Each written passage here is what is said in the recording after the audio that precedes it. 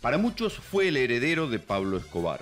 Durante años fue el narcotraficante que más cocaína llevó desde México a los Estados Unidos. No usaba túneles, como el Chapo Guzmán.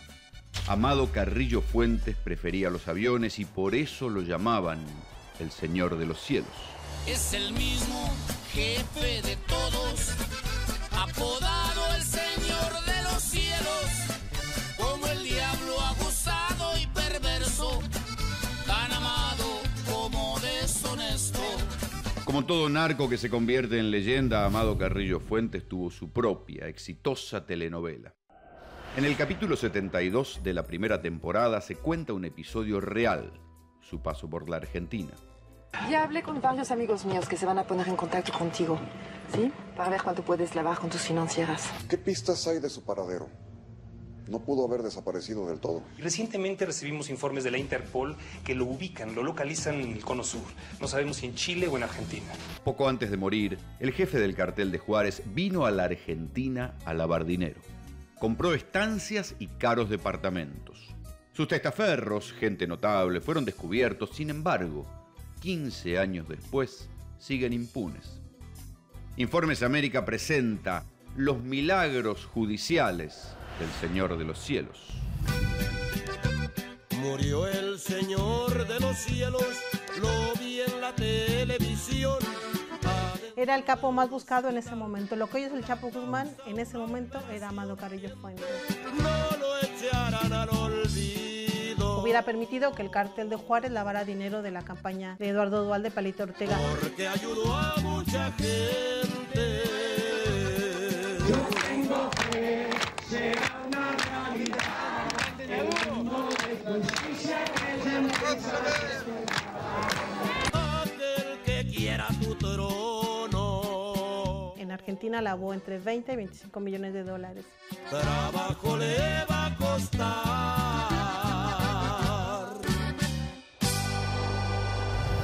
Te habíamos preguntado, Juan Miguel, si era verdad o si había alguna prueba de que el cartel de Juárez había puesto dinero en la campaña electoral argentina. Que la célula argentina, en una rendición de cuentas, dijo haber gastado $1 millón en la campaña. En abril de 2000, en un programa llamado Punto Doc, conté cómo los investigadores mexicanos estuvieron a punto de capturar a Amado Carrillo Fuentes en Argentina. Los testaferros cobraron $1 millón, habiendo pedido originalmente 250. El Señor de los Cielos escapó por poco, pero aquí quedaron sus trajes, sus campos, sus departamentos y, sobre todo, sus testaferros. ¿Algún candidato en particular de las últimas elecciones presidenciales? Bueno, evidentemente sabemos que el señor Aldo Luis Ducler era muy allegado al candidato Palito Ortega. Argentina vino el mismísimo Amado Carrillo Fuentes a fines de 1996. Ya era un criminal sumamente perseguido por las autoridades mexicanas y por Estados Unidos. Era el capo más buscado en ese momento. Lo que hoy es el Chapo Guzmán, en ese momento era Amado Carrillo Fuentes. Ese es el Carrillo Fuentes que se convirtió en el Señor de los Cielos por mandar grandes cantidades de cocaína hacia el mercado de Estados Unidos y que en algún momento vio ese paraíso que es la Argentina para estos grupos criminales para lavar dinero. Estoy con el cirujano. A mí me parece una reverenda jalada que mi hermano se tenga que cirugiar la cara. Debe de haber otra manera. Para mí no, Chacorta. ¿Sabes lo que significa que mi cara está en todos lados? Queda expuesto, carnal. Yo, mi mujer, mis hijos. No, esto no se discute, Chacorta. Amado Carrillo Fuentes volvió a México para hacerse una cirugía estética y cambiar su cara.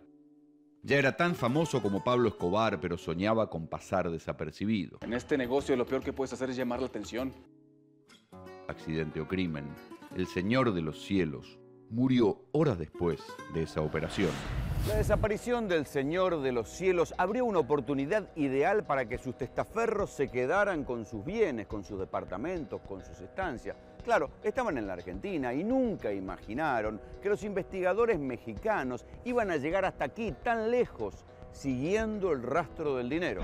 Personas del cártel le reclamaron que les habían autorizado $250,000 y no la cantidad de 1 millón. Se mexicanearon 750. No se le puede decir mexicanear con al señor. respeto. Que Amado Carrillo Fuentes había estado acá, que habían lavado dinero, que estaban las propiedades, que eran entre aproximadamente 20 y 25 millones de dólares, todo lo que habían logrado blanquear. Y ahí es cuando finalmente estalla el escándalo, ¿no? Los vínculos del cartel de Juárez llegaban hasta el entorno mismo de quien por entonces era gobernador de Tucumán y candidato a vicepresidente de la Nación, Palito Ortega.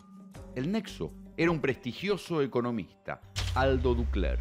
Bueno, Aldo Ducler fue uno de los principales acusados en un principio, pero él siempre argumentó, pese a que se comprobó que él tuvo reuniones personalmente con Amado Carrillo Fuentes, fue a través, gracias a esa financiera, que se pudieron empezar a blanquear millones de dólares.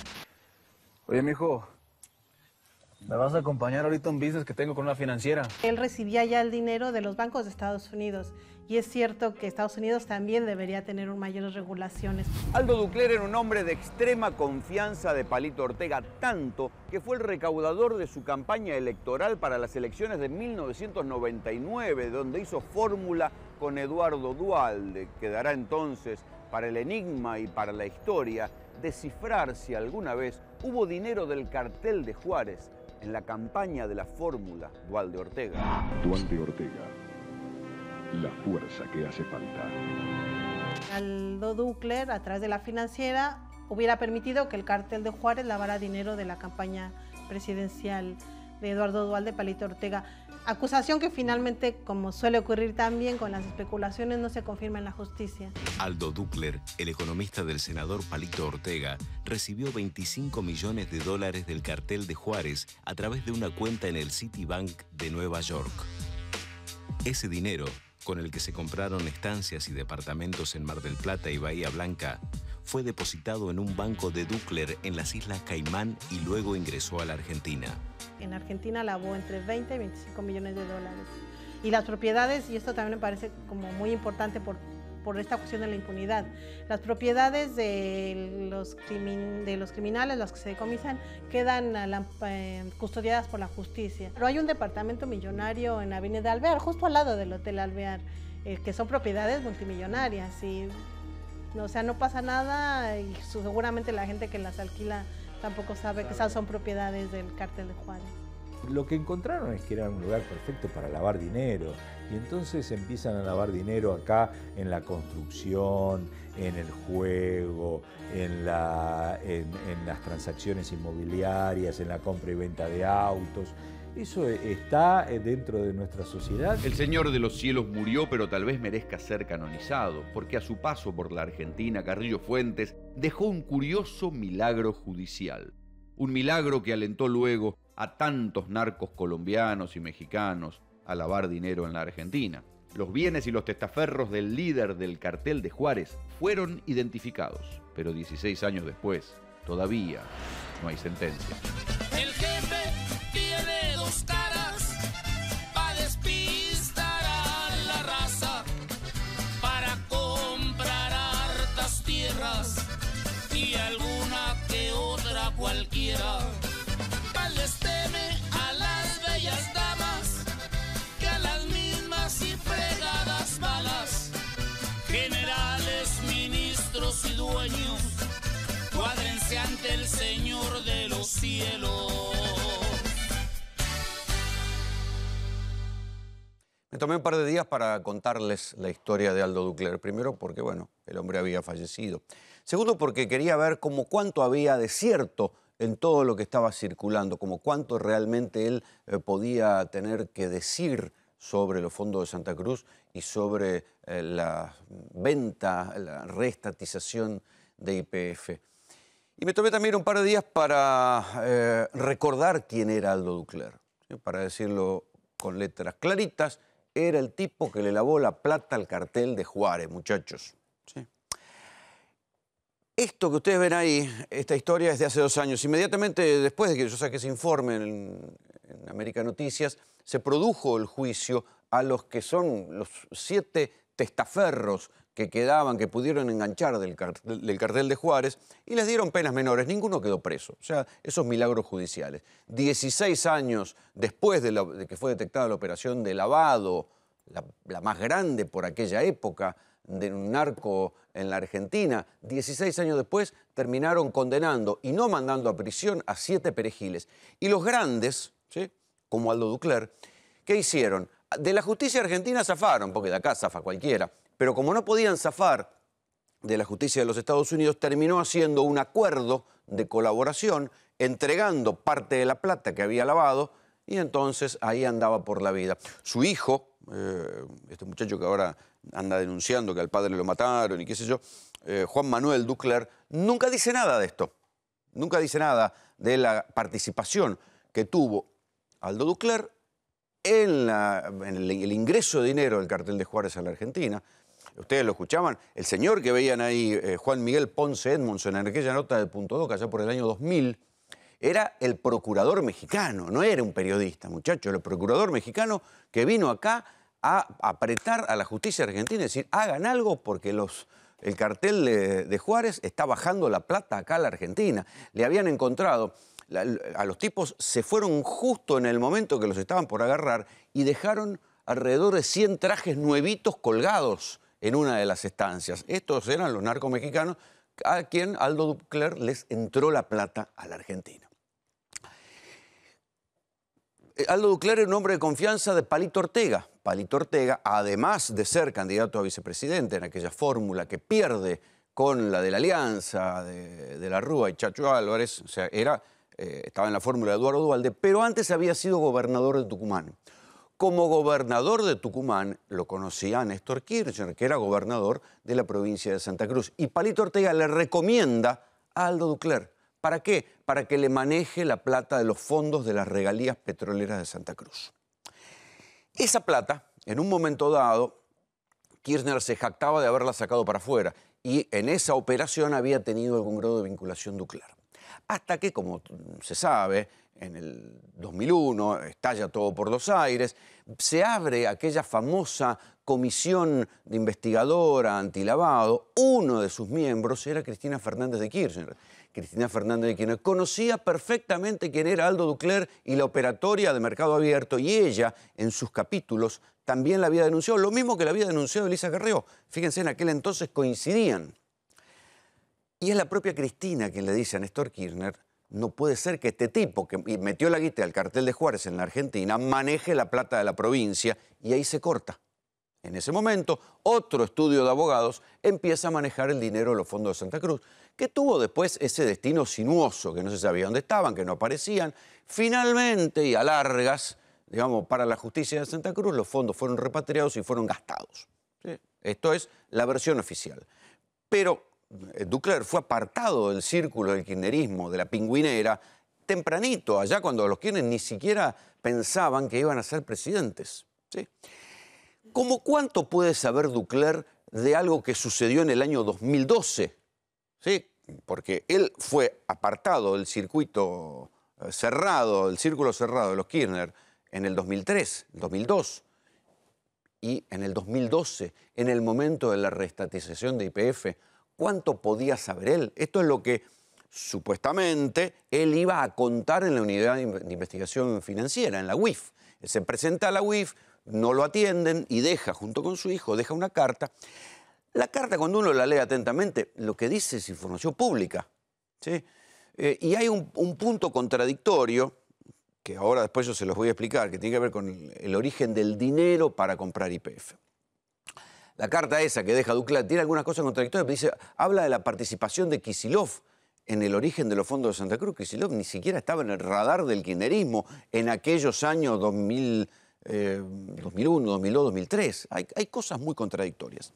Pero lo que no es contradictorio es que hay un juicio de un fondo buitre. Si un fondo buitre le compra a la familia Eskenazi, que eran los que se habían quedado con el 25% de las acciones de YPF en un momento dado, allá justo antes de la reestatización, ellos se quedan con una parte de YPF, se quedan con el 25% de YPF, después se pelean con el gobierno y ese 25% queda por ahí dando vueltas, y tenían derecho a un juicio, y es un fondo buitre el que compra el juicio de esa familia contra el Estado argentino. Ducler se presenta, ¿sí?, y dice, yo tengo información para ayudar al Estado, ¿sí?, en ese juicio que está haciendo un fondo buitre. Y ahí hay que hacer un paréntesis y saber que cada vez que aparece un juicio, un fondo buitre, lo que entran en escena son operadores, servicios de inteligencia, mentirosos diversos, gente que lleva y trae, ¿no? Entonces, toda vez que aparece Esto se vio cuando el kirchnerismo estaba litigando contra los fondos buitres, que mandaban voceros que venían, amenazaban con cosas apocalípticas, confiscaban cuentas bancarias que decían que detrás de esas cuentas iban a aparecer los dueños de la riqueza oculta de los Kirchner en los paraísos fiscales, cosa que pasaron los años y nunca se supo. Nunca se supo, esas cuentas nunca aparecieron. Lo que decían los fondos buitres en 2 causas en Estados Unidos nunca se comprobó. Seguimos esperando que algún día se compruebe. Y algo parecido es lo que yo creo que va a pasar con lo de Aldo Ducler. El hombre se muere, y en un primer momento todo el mundo dice, esto es como Nisman, el tipo estaba por hablar y se muere, muerte misteriosa. Con el tiempo se comprobó. El tipo, digo, en el fin de semana. Tenía antecedentes cardíacos, la autopsia dio que murió de un infarto, nadie le había robado nada, no le robaron nada, le entregaron todos los bienes que llevaba él. Apareció una cámara donde se ve que Ducler se cae al piso y se muere, se cae al piso, se desvanece y se muere en el trayecto de una ambulancia. El punto que dice el hijo, que sí me parece atendible, dice que lo levantó una ambulancia privada. Eso sí habría que ver qué ambulancia privada lo levantó y por qué. Pero los fiscales de la causa no están investigando que haya muerto por un homicidio ni nada por el estilo. Tenía antecedentes cardíacos, tenía operaciones previas, murió de un ataque cardíaco. Pero aun cuando no hubiera muerto de un ataque cardíaco, aun cuando lo hubieran asesinado, ¿dónde están los papeles? ¿Dónde está lo que Ducler podía revelar? Bueno, por ahora no apareció, ¿sí?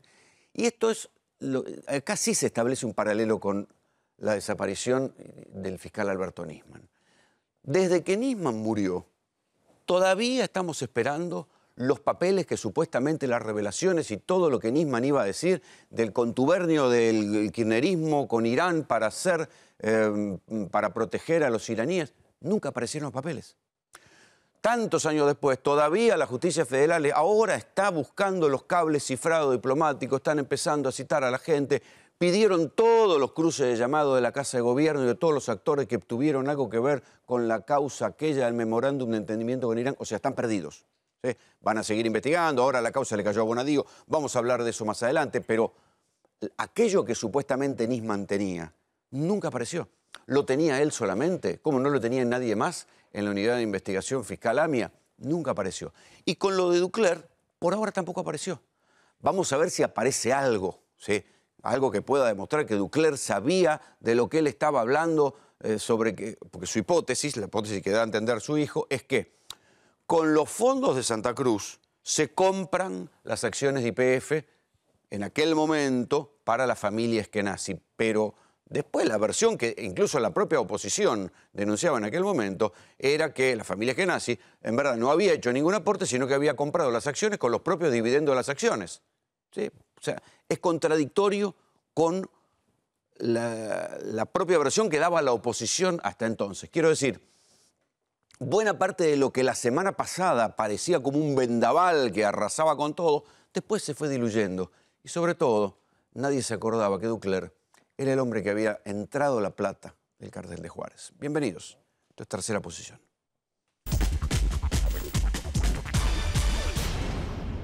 La propuesta de la gobernadora Vidal del salario inicial es un poco más de 11.000 pesos, casi 2.500 pesos abajo de la línea de pobreza que hoy está sobre los 14.000 pesos. Sabemos, siempre lo dijimos también, que esto tiene que ir en 2 partes esta negociación. ¿Cuánto hace que estás sin trabajo? Desde octubre del año pasado. Y hace un año estoy buscando un trabajo. ¿Hace mucho que estás sin laburo? Sí, hace un año más o menos. Hacer esta fila para entrar y que te digan que ingreses a la página y que dejes tu currículum ahí me parece como una falta de respeto a toda esta gente. Me pasé hablando de lo que ustedes son capaces de hacer. Les comenté. Tenemos 10 despedidos y 15 suspendidos por 15 días. Tuvimos la mejor voluntad para negociar las condiciones de trabajo con la empresa. Ya le digo, meses negociando directamente con la patronal. Y inmediatamente, en un momento determinado, pusieron los despidos. Por supuesto que el gobierno de la provincia puede hacer un esfuerzo mayor. pero también necesitamos la paritaria nacional para sacar a todos los docentes del país por debajo de la línea de la pobreza, incluida los docentes de la provincia de Buenos Aires. ¿Cuál es tu intención? Y buscar laburo. ¿Pero de qué? Lo que se pueda conseguir. 20 currículum traje o más, no sé cuánto traje. ¿Y los pudiste dejar? Sí, tirás currículum, pero pilas así de currículum no hay. ¿Te hacen alguna entrevista? No, no te dicen nada, te dan el folleto y listo, ya está.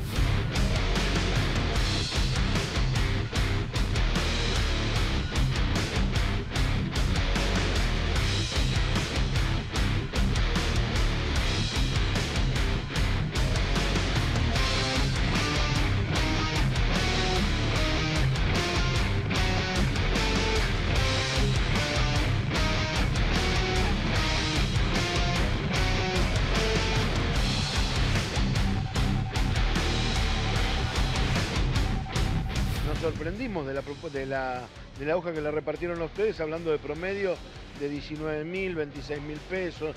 Yo creo que es una acción deliberada para desinformar a la sociedad y no entendemos la razón del gobierno de la provincia de Buenos Aires de querer imponer una propuesta a la baja. Espera, es tan larga que tenés que almorzar. ¿Desde qué hora estás? Desde las 1. Desde las 2:30 a 1 de la tarde. ¿Cómo es este serpentario? Porque va, viene. ¿Ustedes en qué lugar están? Y nosotros estamos como últimas, digamos. ¿Están antes de esos chicos o después? Después, estamos a lo último de todo.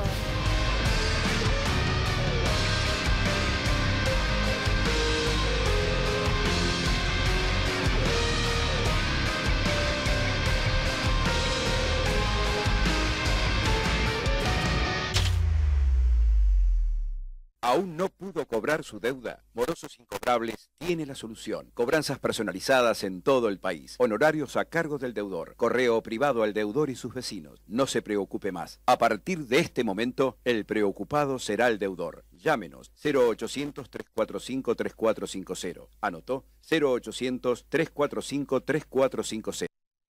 Es una época extraña porque los datos, aunque son datos estadísticos más o menos confiables, nadie se pone de acuerdo a la hora de interpretarlos, ¿sí? El gobierno dice, no, se están generando nuevos empleos. Cuando uno habla con los sindicatos dicen, no, se están perdiendo empleos. Y ahí nos quedamos empantanados en la discusión.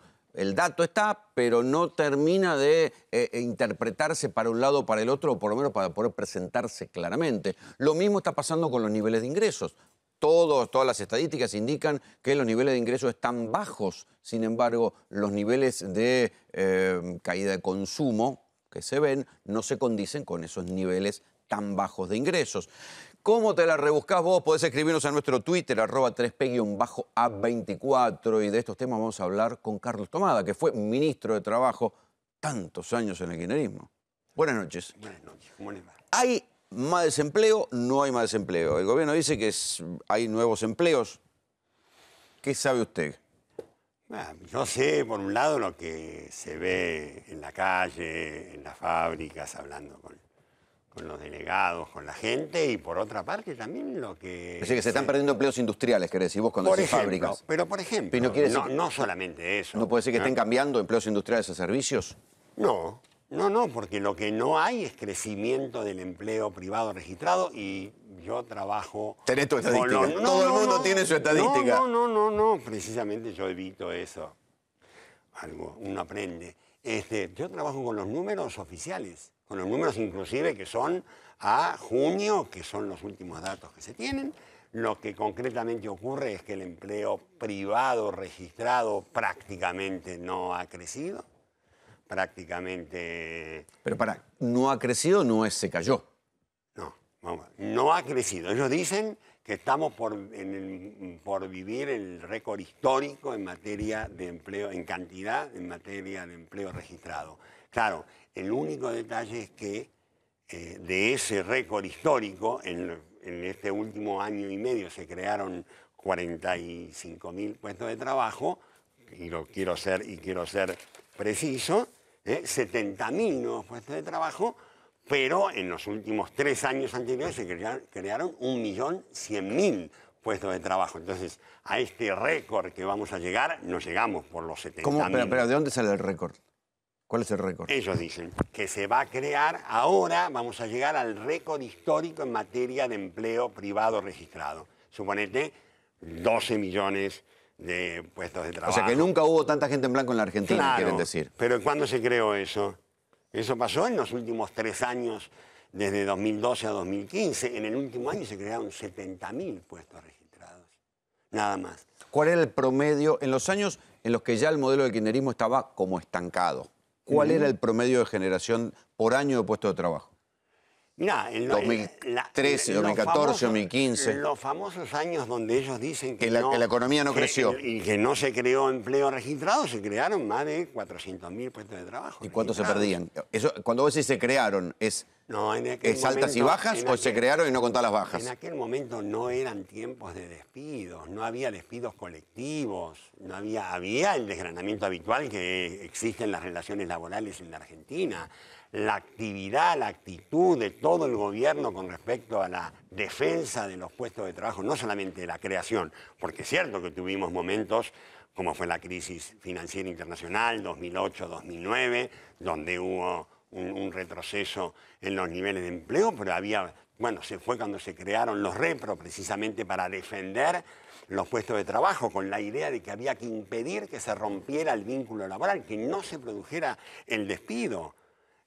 Luego, otro momento también difícil fue el 2014, pero en todos los casos, no solamente se seguía con la creación de empleo, sino que había una actitud proactiva de defensa de los puestos de trabajo. Este es otro de los datos, más allá de los números y las estadísticas, que es importante rescatar.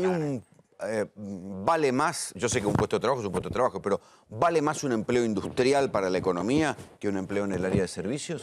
Generalmente ¿Es más difícil de formar? No solamente eso. Atrás de un empleo industrial generalmente hay 2 o 3 empleos industriales o de servicios en respaldo a ese empleo. Por eso es tan importante el no crecimiento del empleo industrial. Vamos a ser más claros, en este caso sí, en la caída del empleo industrial que se viene produciendo en el último año y medio, sin avisorarse un escenario que permita pensar en una recuperación del empleo industrial. Esa caída de los empleos industriales no puede ser sencillamente con que hay ramas de industria que son perdedoras o van a perder por la apertura de la competencia extranjera,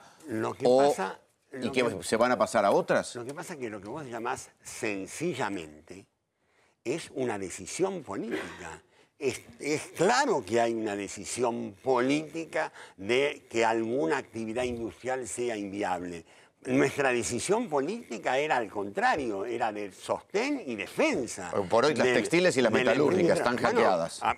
Pero así se dieron vuelta, para no hablar del calzado, para no hablar del juguete, el retroceso de la actividad industrial y sobre todo como consecuencia de las decisiones de política económica. Lo que ha ocurrido no es solamente la caída, aumento de despidos, caída del empleo, sí, pero ahí te digo. Sino, déjame terminar, sino que lo que ha habido es un conjunto de decisiones de política económica que afectan a la pequeña y mediana empresa, fundamentalmente, no fueron dirigidas, entre comillas, contra el empleo, pero terminan siendo políticas antiempleo. Si vos pegás tarifazos, reventás al sector de la pequeña, sobre todo empresa, y eso es pérdida de empleo. Si vos devaluás, eso es pérdida de empleo. Y si vos abrís a la competencia indiscriminada hacia afuera, bueno, también perdés empleo. Entonces lo que está pasando no es una sorpresa. Son los objetivos que se buscaron y están dando los resultados que buscaron. ¿Para qué? Eso es lo penoso. Pero suponete, razono como digo, ¿para qué lo buscaban? ¿Para pegarse un tiro en el pie? No, porque ellos no son mala gente. No es que lo hacen de malo, lo hacen porque es su concepción ideológica. Ellos creen en el ajuste como un estado natural. Si ellos hubieran agarrado el país en el 2003, ¿recordás el 2003? Lo que era el país. Sí. Ellos se hubieran ajustado. De hecho, le proponían al presidente Néstor Kirchner en ese momento estas mismas ideologías y estas mismas personas que hicieran ajuste. Hubieran hecho lo mismo. En este caso, ellos entienden, tienen un argumento. Queremos hacer una Argentina más competitiva, una Argentina atractiva para las inversiones. ¿Saben qué? Ya la vivimos. Una Argentina competitiva en esos términos, por esta vía, una Argentina atrayente para las inversiones, por esta vía significa 3 cosas. indispensables. Bajar salarios, lo que ellos llaman costo laboral, aumentar el desempleo para que haya parálisis en la defensa de los derechos y flexibilizar y debilitar a los sindicatos.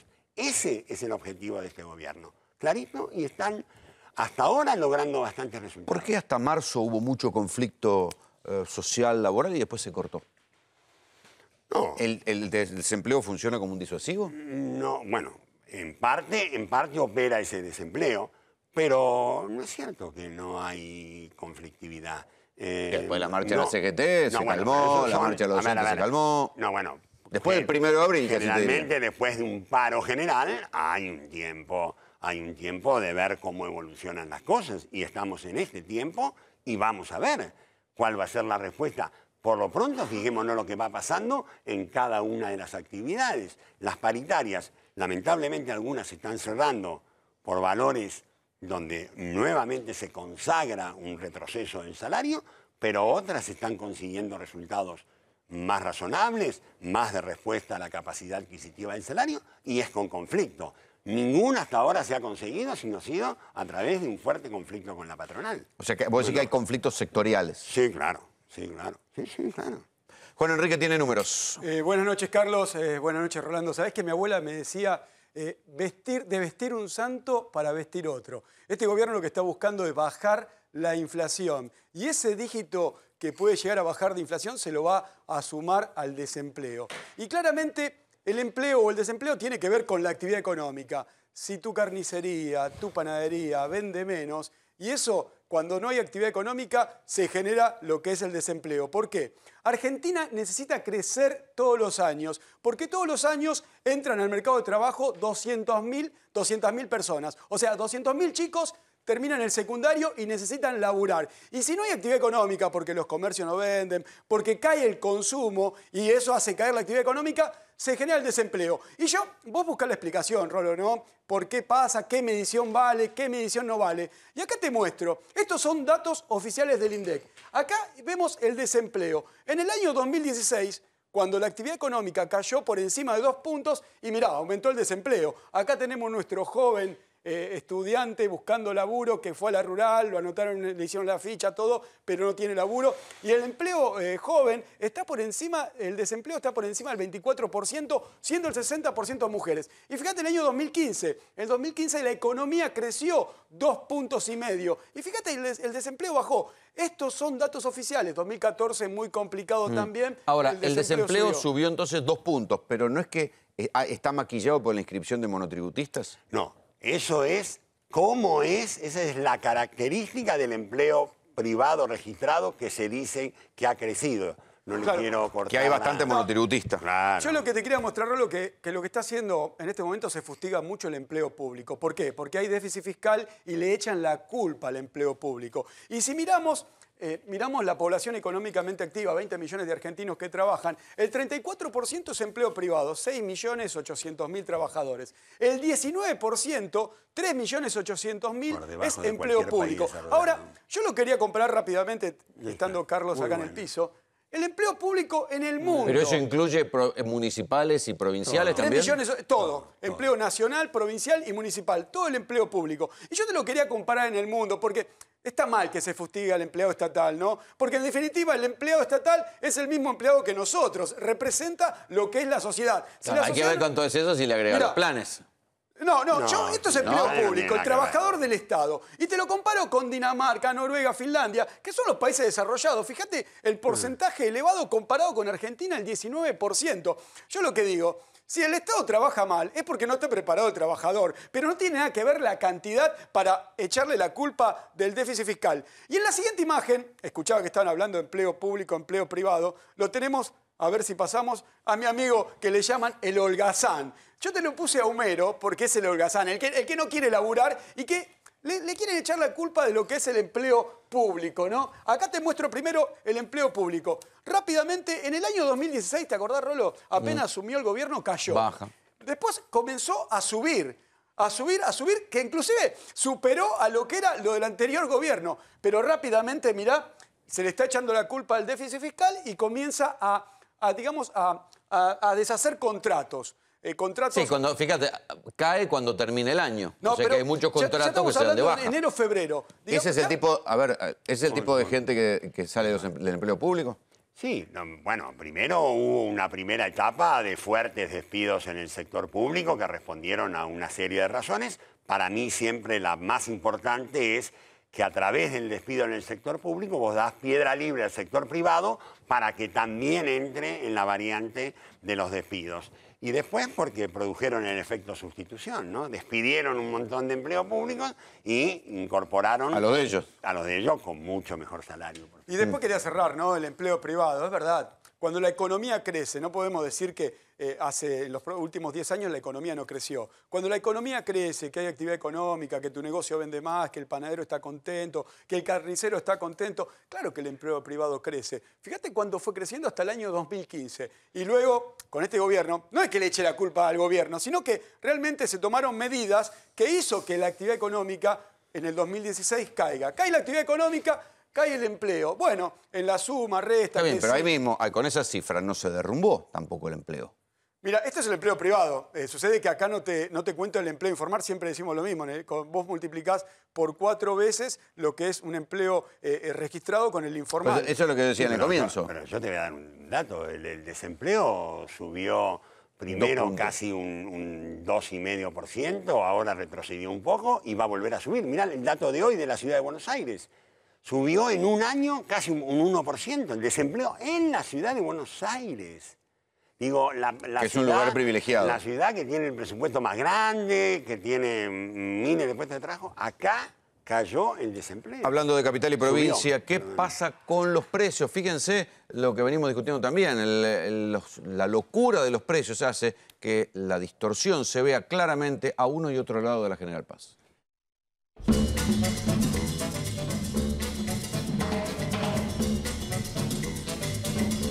El aumento de los precios de los alimentos se refleja de distinta manera, según los compres, en la ciudad de Buenos Aires o en el conurbano. Recorrimos carnicerías y verdulerías de San Martín y de Belgrano y te vas a sorprender con la diferencia. Estamos en una carnicería del barrio de Belgrano. Y acá tenemos 6 cortes que son los que más se llevan acá. No son los más populares, pero sí los que más venden ustedes. Sí, exactamente, no tienen desperdicio, la milanesa la aprovechas toda, aparte de buena calidad. Vamos a ver los precios de la carne en el partido de San Martín, empezando por paleta. ¿Qué tal? Buenas tardes. Sí, tenemos paleta de novillo a precio de 88 pesos. 170 pesos. ¿El bife angosto? 2.30. El bife angosto está a 59.90. Bola de lomo, igual que los bifes, 2.30. 100 pesos. ¿La nalga? 125 pesos. Como pueden ver, es toda carne de novillo. Y la nalga igual que la bola de lomo, 2.30. Picaña, 2.70. 270 la picaña. La picaña sería 110 pesos, que es un corte muy bueno que sirve para el horno, parrilla. En el precio que uno paga en un comercio por alguna cosa, algún producto en particular, no solamente influye el costo de producción de ese producto, sino también otra serie de costos que estén relacionados con el transporte y la comercialización. ¿Por qué los precios suelen ser más baratos de los alimentos en el conurbano que en la ciudad de Buenos Aires? La verdad que no tengo idea porque a qué se debe eso, será algo de transporte, digo yo.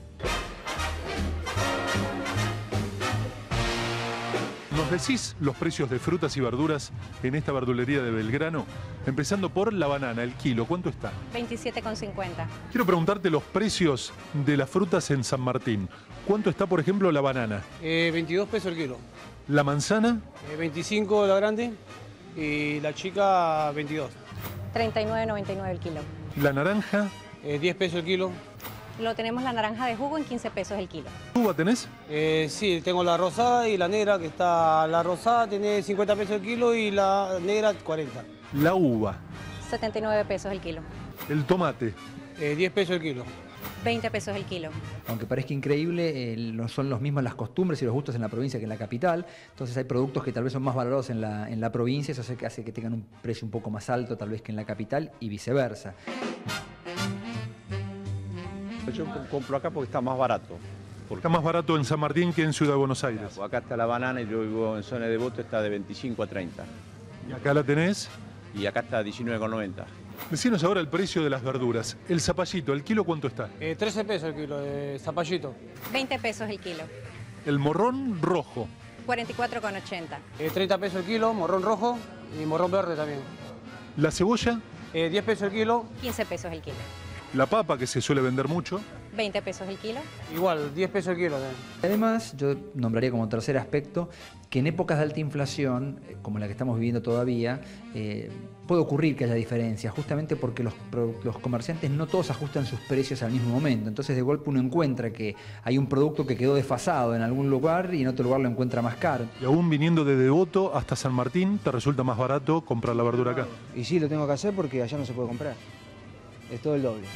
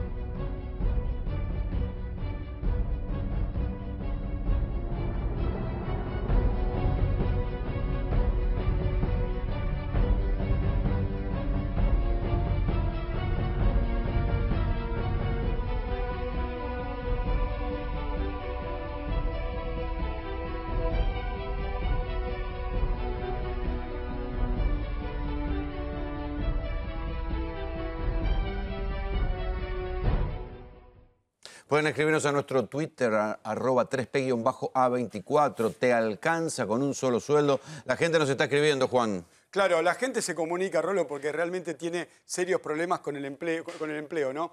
No tengo trabajo afuera de mi casa, dice Graciela, ni la de mi madre. Vivimos como podemos, sin dejar de pagar todo. No es fácil, pero la gente dice, Graciela, que se están acostumbrando. Ahora, David, trabajo de albañil para la construcción, pero lo que más me da son los trabajos que agarro por mi cuenta. O sea, la gente se la rebusca, Rolo. Antonio, para limpiar pisos te piden con secundario completo. Tan mal estamos que los empleadores se dan ese lujo. Bueno, eso es lo que se vio el otro día en esa feria del empleo joven. Digamos que para puestos de baja calificación hacía falta secundario. Pero lo que está claro que lo que pasó ese día, vos me preguntabas antes por los datos, yo te hablaba de la cosa cotidiana. Ahí tenés un ejemplo. Ese tipo de exposiciones se han hecho en otras oportunidades y nadie se enteraba porque iban algunos a informarse cuáles eran.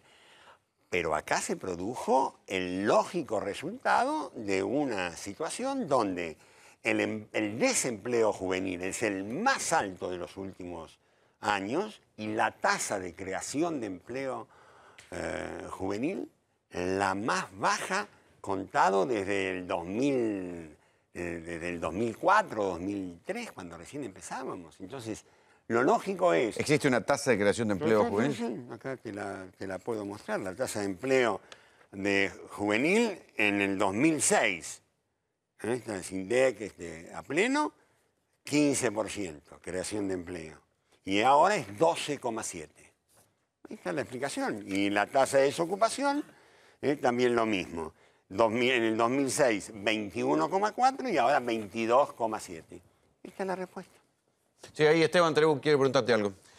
Tomada, con respeto, lo llevo un minutito, si usted me permite, a la política. Si durante todos estos años se hicieron las cosas tan bien, como ustedes creen que se hicieron las cosas bien, o los números que muestra Juan que son muy claros, ¿por qué cree que perdieron con tanta claridad las elecciones en 2015 y también en las primeras ejecutivas del año que se hicieron ayer en Corrientes? Tan claramente, ¿qué quiere decir? Claro, pues perdimos por 1,5 punto, digamos. Perdimos.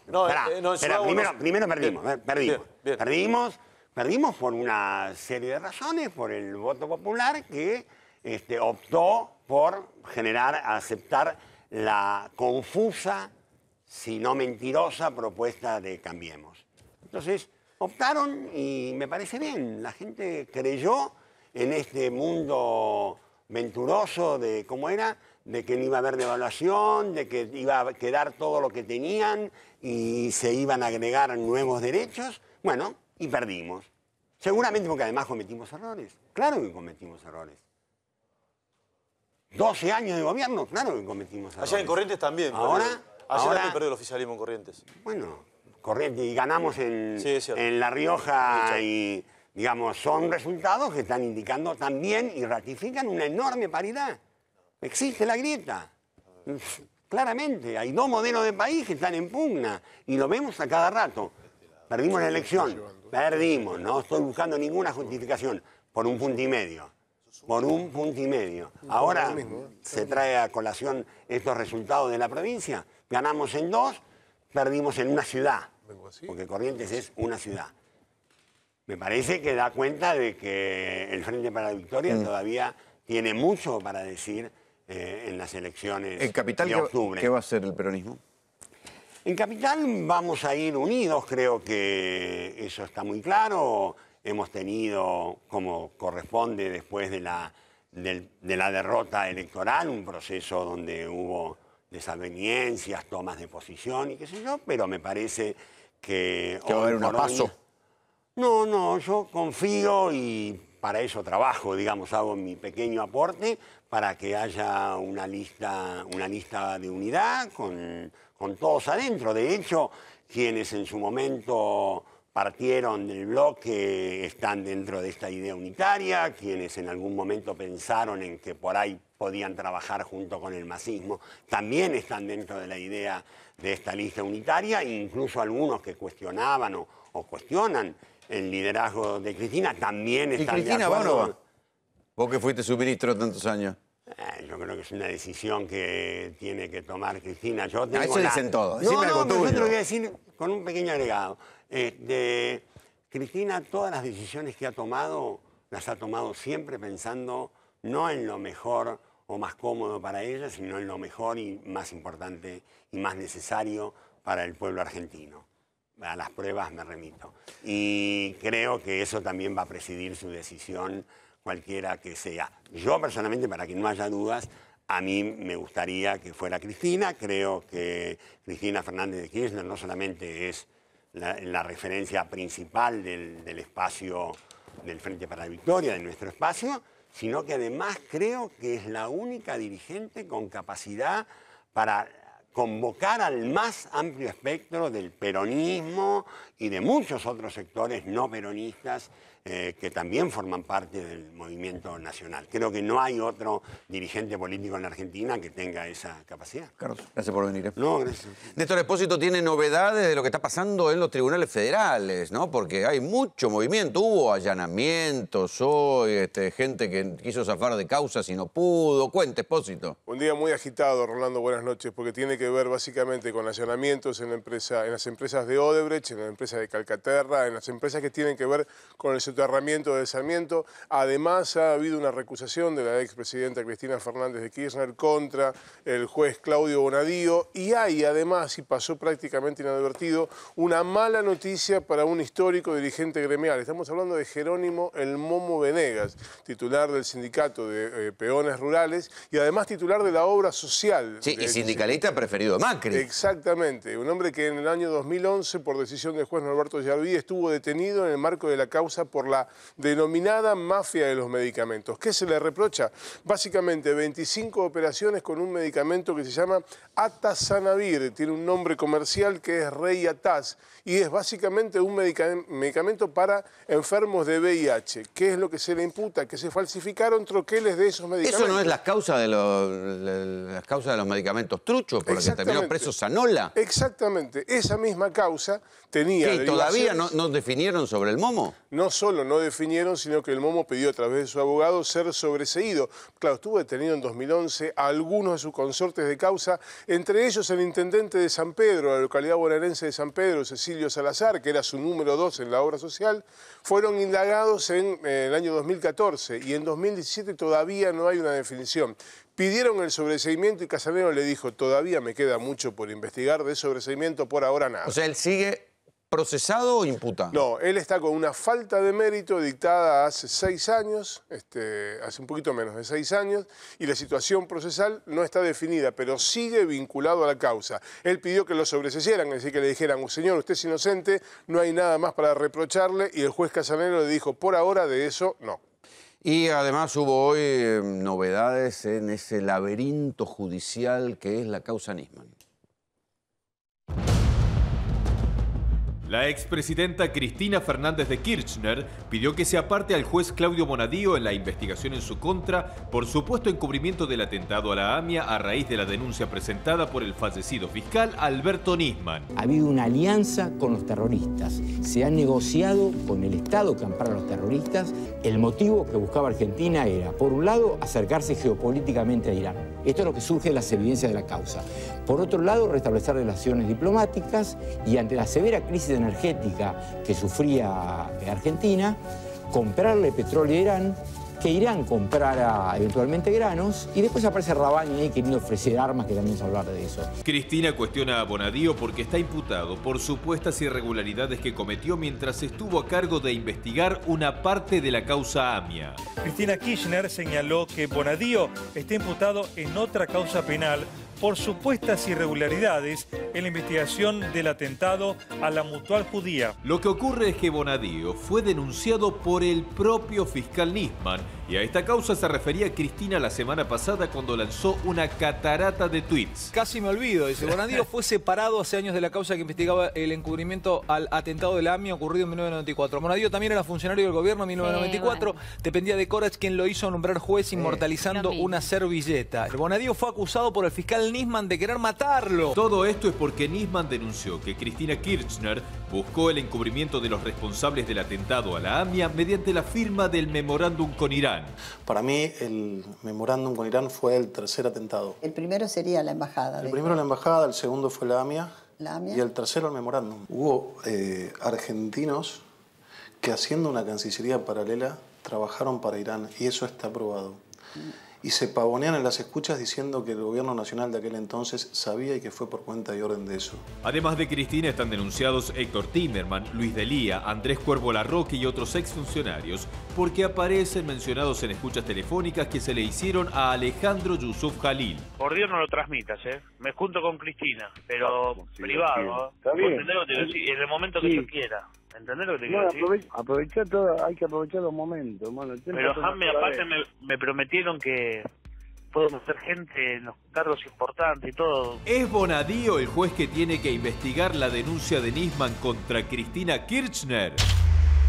Enseguida vamos a estar hablando de lo que está pasando en los tribunales federales, porque algunos jueces sienten que ya hay como un cierto nivel de apriete sobre ellos, sobre todo en las causas que tienen que ver con el fiscal Nisman, la muerte de Nisman y la investigación de la causa de la denuncia original de Nisman. Pero antes, en accidentes, Life Group es la única empresa que asesora a víctimas, abogados y empresas de todo el país.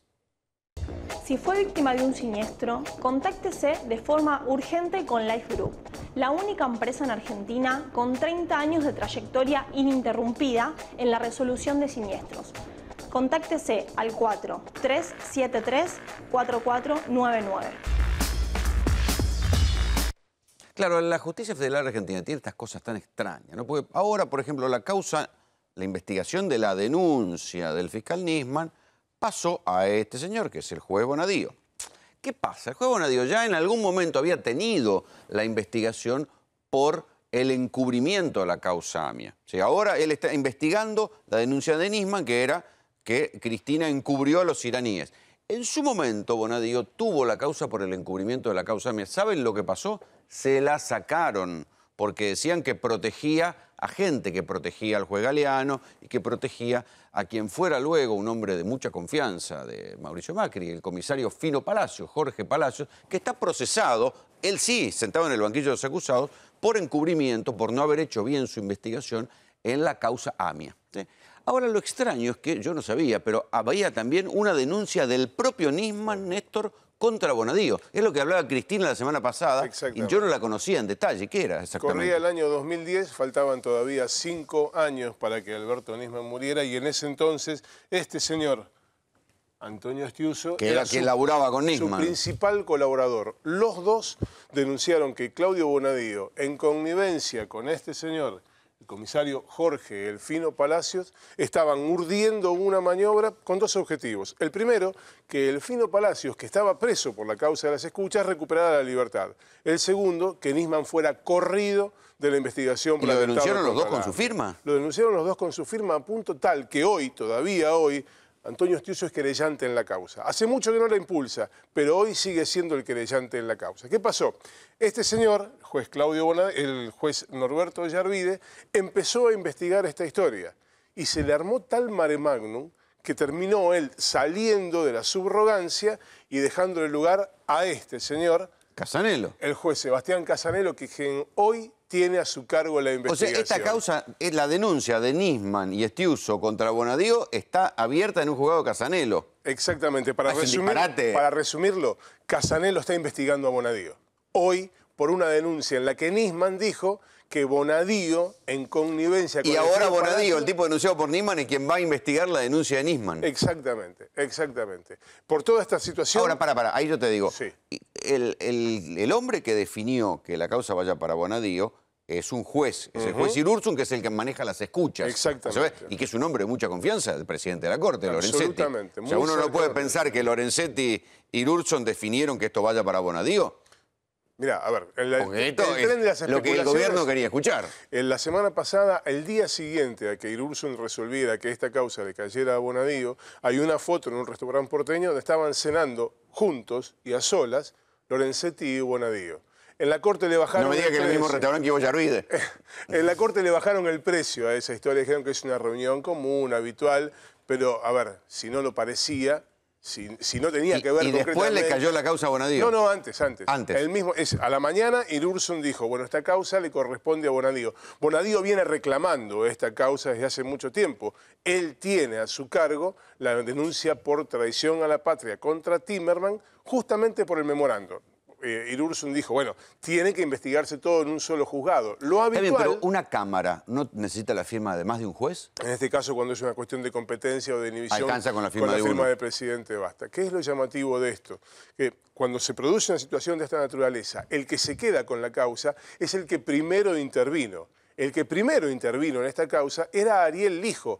Nisman le llevó su denuncia de encubrimiento al hijo directamente. Y después de un largo trámite de competencia, la causa le volvió al hijo. No había ninguna duda que el primero que previno, el primero que intervino, era el hijo. Sin embargo, la Cámara se la dio a Bonadío. Por este manejo y por aquella vieja denuncia, esta señora, Cristina Fernández de Kirchner, hoy pidió que el juez Claudio Bonadío se aparte y no pueda seguir investigando. Pero obviamente la misma Cámara que le dio la causa a Bonadío no le va a dar bola a Cristina. Esto es...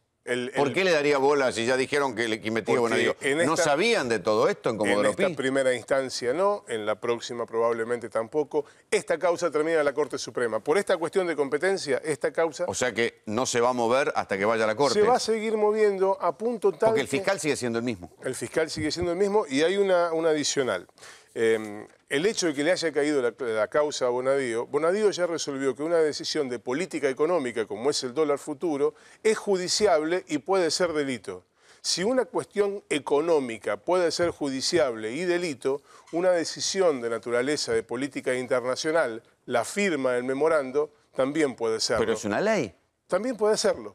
También puede serlo. De hecho, el memorando requirió una ley y dólar futuro en realidad tenía un sustento legal que, si bien no era una ley, también avalaba la decisión. Los jueces suelen decir que son decisiones de política no judiciables. En este caso se ha judicializado todo. Está bien, pero acá Bonadío tiene el apoyo del presidente de la Corte. Sí, y en realidad hay un apoyo institucional y un apoyo jerárquico. A ver, Bonadío... La Cámara le dio la razón siempre. Sí, claro. Se cambiaron los tiempos. Sí, claro. Claro, por supuesto. Jorge Elbaum es sociólogo y es uno de los que viene siguiendo la denuncia de Nisman desde un comienzo. ¿Qué pensás de todo esto que está pasando con Bonadío?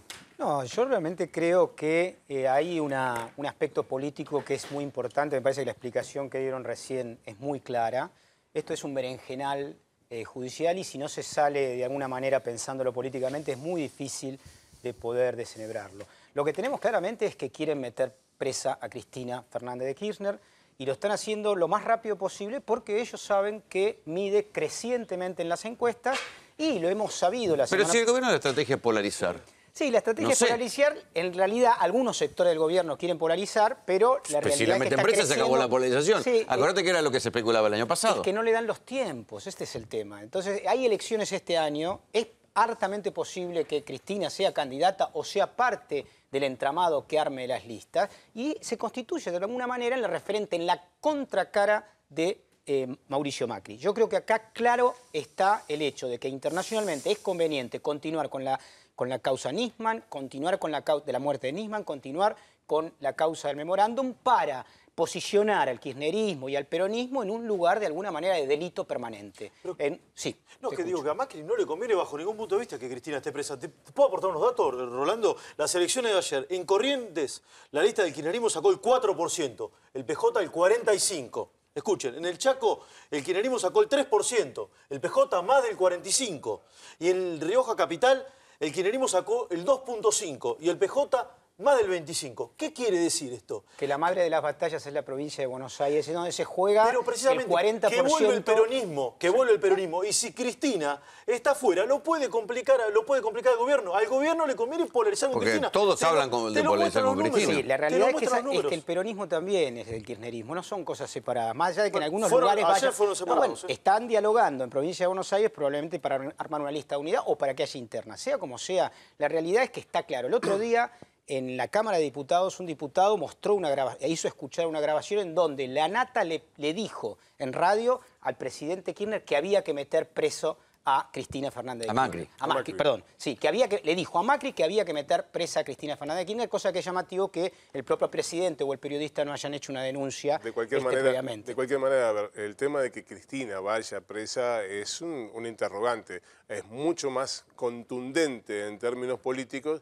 que sea llamada a declarar, que sea procesada por el delito de traición a la patria, aun cuando no vaya presa. Entonces hay un impacto político que no necesariamente es la foto de Cristina entrando a prisión, sino probablemente un procesamiento por el delito de traición a la patria podría tener un impacto político mucho más. Pero en el combate electoral, pero Macri la necesita. Pero por otro lado también está este rumor de que el informe de los peritos de Gendarmería va a dar vuelta el escenario de la muerte propiamente del fiscal Nisman. Sí, yo también escuché ese rumor. Y la verdad que el material sobre el cual están trabajando es el material que hemos parcialmente mostrado aquí. Que vos y yo que todos venimos hablando hace 2 años. No están trabajando con material nuevo, no están trabajando con prueba nueva, no exhumaron el cadáver, no hicieron una nueva autopsia. Están trabajando sobre prueba que ya está colectada y están articulando esa prueba. Yo no alcanzo a entender de qué manera van a poner a una segunda persona adentro del baño. ¿Cómo es posible meter a una segunda persona? Van a intentar hacer cualquier cosa para limar o encarcelar, cualquiera de las dos, limar o encarcelar la figura de Cristina Fernández de Kirchner, que hoy en provincia de Buenos Aires es aquella persona que mide más. No necesita esta causa. No, todas las causas. No necesita esta causa. Con cualquiera de las otras causas es mucho más contundente que esta. Por ejemplo, pero estar todas detenida. juntas Pero mucho más. ¿Al gobierno no le conviene? No sé si puede estar detenida por Otesuro, por los sauces. Por Dólar Futuro seguro que no, Rolando. Ahora, si te acusan de la muerte de Nisman, ahí sí. Rolando, la decisión de Cristina presa es una decisión política, no judicial. Claro, obvio. Claramente. Con limarla, el tema va en la misma línea. Una cosa es tratar de meter presas. No después que no nos mienta más que la justicia es independiente. ¿Por qué sigue midiendo tanto si está limada? Perdón. ¿Por qué sigue midiendo tanto si está tan limada? No entiendo. Pero tiene un techo. Sí, ese techo la hace primero en la provincia de Buenos Aires. Hay que ver, es muy raro. No lo sé. Es un techo bastante alto. Yo no lo sé eso. Todos los números muestran... Las encuestas empiezan a hablar... Sí, también es verdad que cuando las propias encuestas del kirchnerismo o de la gente que encuesta para el kirchnerismo dicen que el macrismo también tiene un núcleo duro en provincia de Buenos Aires del 34, con lo cual está muy parejo. Sí. Y la persona que mide más en provincia de Buenos Aires sigue siendo Cristina Fernández. 30, 20 y pico para el Frente Renovador. Sigue siendo el escenario tripartito. Para Macri, Cristina es negocio, porque Cristina en 2019 no llega. Es Menem en el 2003. Es lo mismo. Le es negocio, porque no tiene posibilidades, porque en primera vuelta no puede ganar y en un balotaje pierde sí o sí, porque el nivel de rechazo que tiene Cristina... Yo no me animaría te lo firmo, realmente. Te lo firmo. Espero que esté, como esto va a ser grabado, espero que esté firmado. No, además, yo creo que la política argentina... Pero igual es la lectura que hace el gobierno, sacá lo que yo diga, es la lectura que hace el gobierno esa. Me parece que todas las lecturas en Argentina son apresuradas. Sí, pero también yo te digo otro argumento. Cristina, en su virtual lanzamiento de campaña, en la entrevista del 25 de mayo, dijo, vamos a revisar la deuda externa. ¿Sí? La Argentina tiene una terrible necesidad, y acá Juan Enrique no me va a dejar mentir, de buscar guita de afuera. Lo primero que van a leer, si Cristina llega a ganar en provincia, es, muchachos, esta o cualquiera que venga van a revisar la deuda. No dejemos de prestar plata. Sino y ahí al gobierno se le complica. No solamente el endeudamiento, sino los miles de millones de pesos que implican para los bancos y para los comisionistas esa deuda, porque esa es la parte más oscura de los procesos de endeudamiento. En 2 años Argentina es el país que más se endeudó en todo el mundo. Digamos, abajo de Argentina está Arabia Saudita. Es el país... Si algo no tiene problema de plata. Jorge, yo lo que veo acá es un enfrentamiento, ¿no? Deuda, no deuda, quién gana, el sector financiero, quién pierde, y después carpetazos. Que, la pregunta es, porque acá lo escucho a Esteban, si va a ganar, si va a perder. ¿Quién gana, los carpetazos o lo que es estas medidas de política que benefician al sector financiero y empobrecen al país? Ahí la puja es eso, los carpetazos. Es una puja. La política económica. Los carpetazos pueden ganar en el corto plazo, nunca ganan en el mediano plazo. Prácticamente es eso, lo que yo veo. La economía te come todo después. La economía te come todo. Esto de la desocupación que estamos viendo, el hecho de que por primera vez en Argentina hay un déficit comercial en 20 años, o en este mes, por primera vez... Por primera vez en Argentina hay un déficit comercial después de casi 17 años. Desempleo, déficit comercial. A ver, aclarémosle a la gente. Déficit comercial no es el déficit fiscal, es el de la balanza de importaciones y exportaciones. Se importa más de lo que se exporta, digamos, que es clave justamente para los ingresos de divisas en la Argentina. Jorge. Endeudamiento, etcétera, etcétera. Estamos en una situación que macroeconómicamente es explosiva. Y esa es la pregunta que me parece Está bien, pero ¿es explosiva cuándo? Esa es la gran pregunta. Esa es la gran pregunta. A Menem le dio para 6 años. Si a fin de año esto no explota. Para mí explota la gente que lo está viviendo. Ahí ya está explotando, pero mostrabas vos en eso. Pero si a fin de año no explota, vos venís y decís, yo me equivoqué, el diagnóstico no. Porque todo dice, vuela todo por los aires. Incluso ahora le voy a dar la razón a Treu, un momento memorable.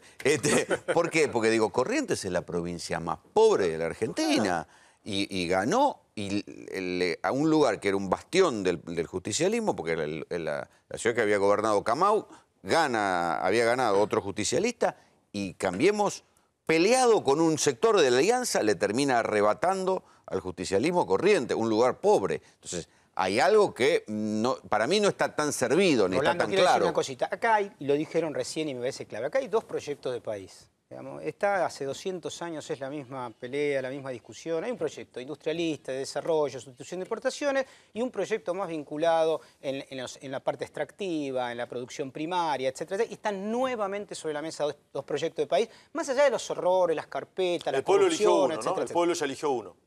A ver, sí, claramente. No, yo creo que es objetivo lo que le estoy diciendo, no es una opinión. No, estás equivocado. ¿Cómo que estoy equivocado? Déjame que te diga por qué estás equivocado. El pueblo eligió uno. No, eligió... Le dijeron aquello que no hicieron. Le dijo que no va a haber ajuste. El pueblo fue engañado. Le dijeron no va a haber ajuste. Los correntinos se equivocaron. No, escuchame, te estoy diciendo. Vos me preguntás, yo te contesto. Los correntinos se equivocaron. Le dijeron que no iba a haber ajuste.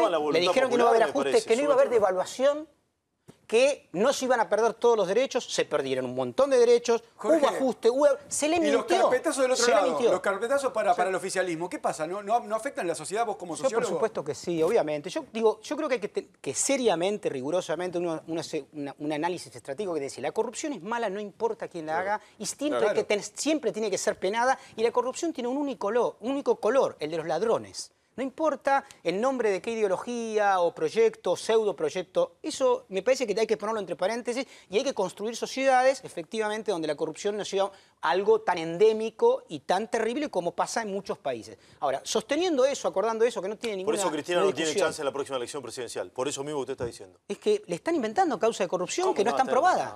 Y sí, le están inventando causas sistemáticos inventos de causa para que gane el proyecto económico de la dictadura militar, que es el mismo proyecto. Absolutamente, es el proyecto del sector financiero, el proyecto agroexportador, el proyecto extractivista, es ese proyecto, el mismo de la dictadura, el mismo de la generación del 80. Si en diciembre el país no explota, ¿usted viene acá y dice, ¿me equivoqué o no? No, pero vos me estás confundiendo lo que yo te digo. Explote o no explote. Usted me dice, los proyectos... Buenos Aires, está todo mal. Escúchame, viene en diciembre y me dice, yo te muestro datos duros, mirá, hay déficit comercial, hay déficit fiscal, hay déficit de la balanza de pago, hay endeudamiento creciente. Digo, todos los números están dando mal. El presidente de la Nación dijo en un momento, lo más fácil que hay es terminar con la inflación.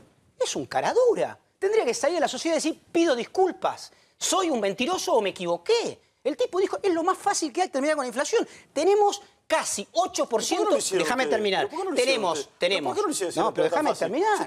A ver, la inflación se terminó en el año 2015 8 puntos menos que ahora. Pero escúchame, con datos ustedes generaron la inflación, está bien. Pero ustedes generaron la inflación, ¿por qué no lo resolvieron? No, es que es difícil. ¿Por qué no lo resolvieron? Lo mostró acá el caballero con el extraordinario PowerPoint que mostró. ¿Sabes por qué? No, porque es verdad, es muy importante. No, ¿por qué no lo hicieron ustedes? Yo lo explico, porque es una frazada corta. Vos, si peleás contra inflación muchas veces, generás desempleo. La curva de Phillips. Es exactamente eso. ¿Qué es lo que hicieron estos ustedes muchachos? no lo supieron hacer y ahora no es que no lo supieron hacer. ¿Cómo que no? No, se dejaron un país con un brote inflacionario tremendo. Brote, que tan brote era que era menor que ahora. A veces resignar inflación por empleo. Pero yo no estoy empleo por inflación. No, el problema... Ahí hay un debate. Ahí hay un debate histórico en la Argentina que es el del déficit. El déficit fiscal, ¿con qué se financia? O con inflación, que el kirchnerismo no tenía acceso al endeudamiento, o con deuda. O con las dos cosas. Lo raro de este gobierno es que está financiándose con deuda y ahí sí, igual que Martínez de Oz le pasa lo mismo, no logra bajar la inflación. Que este es el gran enigma de este modelo. El gran enigma de este modelo es decir, votaron a Macri, se esperaba que Macri bajara la inflación porque iba a tomar deuda. Lo loco que todavía no la bajó. Seguramente va a bajar en algún momento. Bajó la industria, bajaron las pymes, aumentó la desocupación. Digo, son números, digamos, de cualquier, incluso del FIEL. Vean cualquier, digamos, del SEMA. Todos están diciendo que los números macroeconómicos son mucho peores que el fin del kirchnerismo. Si no explota, lo decís, no, sí, dale. Vení en diciembre decís... Es que yo creo que no va a explotar. Sí. Ah, bueno. Yo creo tampoco que no va a explotar. Este es el tema. Yo creo que esta es la clave. En determinados sectores hay una explosión la explosión, ¿sabes? Cuando se vio con 100.000 pibes llevando su currículum y que quedaron de ellos 50.000 en la basura. Eso es una situación de arrastre hace muchos años. Sí, que hay desempleo juvenil. Pero creció el desempleo juvenil. Sí, y creció. ¿Pero quién lo hizo crecer? Resolver.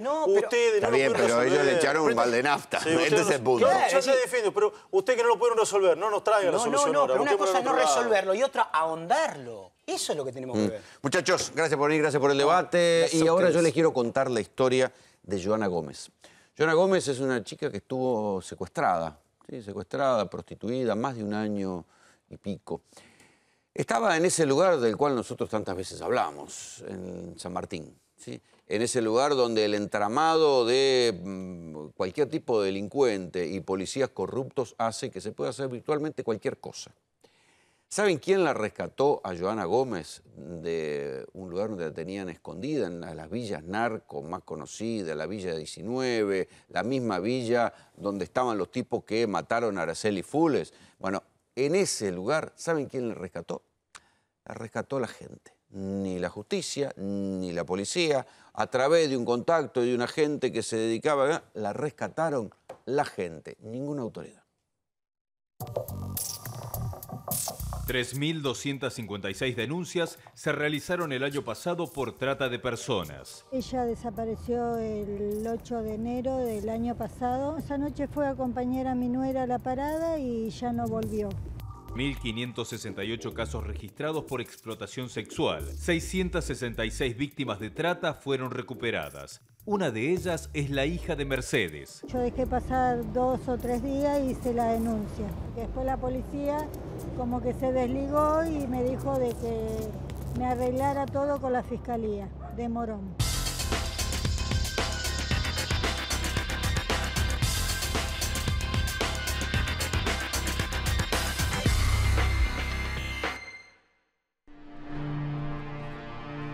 ¿Cómo era ese tiempo que vos no sabías nada de tu hija? ¿Cómo avanzaban? Un calvario, porque nadie hacía nada hasta que conocí a esta gente de la radio. Yo soy el conductor de un programa de radio de familiares de víctimas. Nosotros lamentablemente la vida nos llevó a hacer esto. La mayoría de mi equipo son todos padres que perdieron a sus hijos por la inseguridad, o en mi caso, mis hijos todavía hasta el día de hoy están retenidos en la provincia de San Luis. Muchas veces en este país no buscan a la gente, nosotros decimos salir a buscarlos. Nunca me mostraron la causa. Me salía 500 pesos la fotocopia de la causa y sabían de que yo estaba en una situación que no podía. Yo tengo a mi hermana que vive en San Martín y ella me mandó un mensaje diciendo de que otra chica que también está ahí le avisó de que ella estaba ahí. ¿A dónde estaba? En la Villa 9 de Julio, que le dicen el Chaperío. Araceli Fules fue una de las víctimas que no pudieron rescatar. El peor final, como se suele decir en estos casos. Estuvimos hace apenas unos cuatro días a unas 10 cuadras de aquí en su casa con su madre casi en exclusiva, donde nos decía y nos señalaba justamente este lugar. Luego de una intensa búsqueda que duró 26 días, los restos de Araceli fueron encontrados en una casa de la Villa 9 de Julio. ¿Ustedes se metieron en la villa de incógnito? Sí. ¿Disfrazados que iban a comprar? Sí. ¿Y la veían? Y uno de los muchachos dice, me parece que es esta. Salimos a hacer guardia 3-4 cuadras afuera. Pasa ella con 2 larvas que la acompañaban a la esquina. La madre estaba en el auto con otro familiar más. Y me dice, es ella, es ella. Se estaban dirigiendo de vuelta a la villa. Se la perdíamos dentro de la villa. ¿Qué hicimos? Tuvimos que reaccionar nosotros como padres. Ante la desesperación de la familia, de la madre, se nos va, se nos va, se nos va, se nos va, los gritos, imagínate ese momento. Aceleramos con el auto, paramos, se baja uno de los muchachos, le dice, ¿vos sos Joana? Dice, no, yo soy Gabriela. Baja la madre y ella no reaccionaba, Joana no reaccionaba porque estaba dada vuelta. Hasta que en un momento rompió en llantos y bueno, y ahí nos dimos cuenta, bueno, la madre en todo momento dijo, mi hija, mi hija, mi hija, mi hija.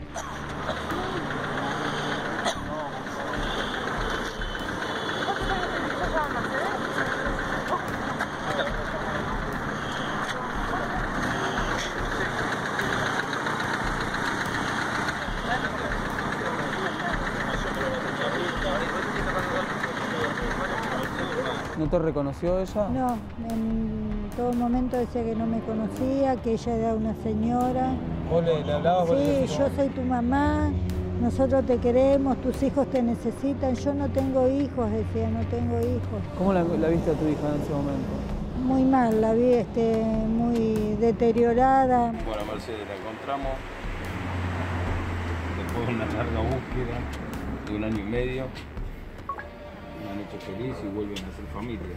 Una etapa que se cerraba, otros interrogantes que se abrían. A mí me corren a un costado, me empezaron a sacar fotos de los papeles del auto, a buscarme la vuelta con el auto. En un momento le dije, ¿el auto qué tiene que ver? O sea, acá lo que recuperamos es una chica de 1 año y medio que estaba desaparecida. La fiscal me contestó porque yo le dije a ella, yo veo en la televisión que buscan a las chicas cuando desaparecen, sí, pero no es así como vos lo ves, me dijo. Vos no tenés que llevarte por la televisión. Y yo le pregunté, ¿y usted qué me diría si tiene una hija desaparecida? ¿Qué haría usted? Le dije. Sí, te entiendo, no me entiende, porque nadie hace nada.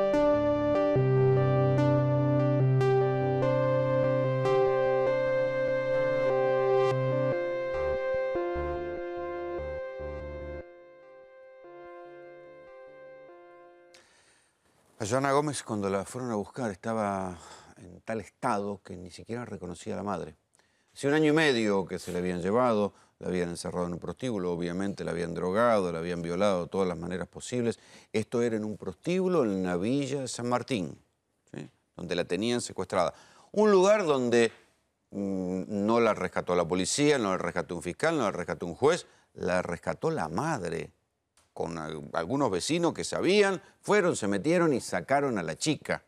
Entonces, fíjense el nivel de ineficiencia, locura, estupidez que estamos enfrentando en los temas de trata. Una chica puede ser secuestrada, 1 año y medio la pueden explotar, dejarla poco menos que loca, como para no reconocer a la vieja, ¿sí? Y así después ni siquiera la va a rescatar, ni siquiera tienen la vergüenza la policía o los fiscales de encontrarla y rescatarla. Margarita Meira es de la organización no gubernamental Madres contra la Trata y ella fue la primera que en su momento me empezó a decir vos no te das una idea cómo salen las chicas después de haber pasado por esa situación. Vos me has contado de chicas que salían locas después de esas situaciones y que las tenían que internar directamente en psiquiátricos. Sí, tenemos 4 nenas internadas en un psiquiátrico. 2 son de este juez del sur que tenía un prostíbulo, el juez de menores. 2 son las nenas... ¿De dónde? Del sur de Neuquén. En Rawson, un juez de menores donde había un hogar donde había chicas. Y sí, que las entregaba, sí, sí. Él las entregaba. Terminó está condenado. destituido. Bueno, y las otras 2 son las nenas de Silvia, que hace 4 años secuestraron a Mili, de 14 años con retraso madurativo. Y la fiscal le decía a la madre que era una mala madre, tiene 6 hijos y es pobre y que por eso no supo cuidar a su hija. Y el comisario le decía, tráeme fotos porque mi impresora no anda, yo no te lo puedo hacer, lo voy a pegar en los patrulleros. Y cuando Mili se escapa, estaba en el prostíbulo del comisario y estaba casado con la fiscal que le decía que ella era una mala madre. No sé cómo va a terminar, hace 4 años... ¿Eso en qué partido fue? En Bursaco. Almirante Brown. Almirante Brown. Bueno, estos casos, imagínate, ahora, una mamá con 2 chicas... Una mamá pobre lidiando contra un esquema de un comisario corrupto y una fiscal corrupta, sí, digamos, tiene todas las de perder. Y aparte, por suerte, todavía ella mantiene el trabajo y las 2 nenas están en psiquiátrico de la madre por la obra social. Porque el Estado no tiene psiquiátrico para las pibas, el Estado no tiene una psicóloga, el Estado no tiene abogado, el Estado no tiene nada para las pibas que rescatamos o que tienen la suerte de escaparse. Y encima, si son menores, la situación legal debe ser mucho más compleja. Pero porque por supuesto, se la quitan a la madre, ¿dónde va a parar esa chica? A Silvia se lo quitó la fiscal, porque era una mala madre. Después nosotros con un grupo, y gracias al CEL, que en ese momento no teníamos abogado en provincia, ahora tenemos en provincia y en capital. La situación es gravísima. Nosotros decimos que los prostíbulos son centros clandestinos de violaciones, tortura y seguida de muerte. Porque a esta nena, a Joana, ya la iban a matar.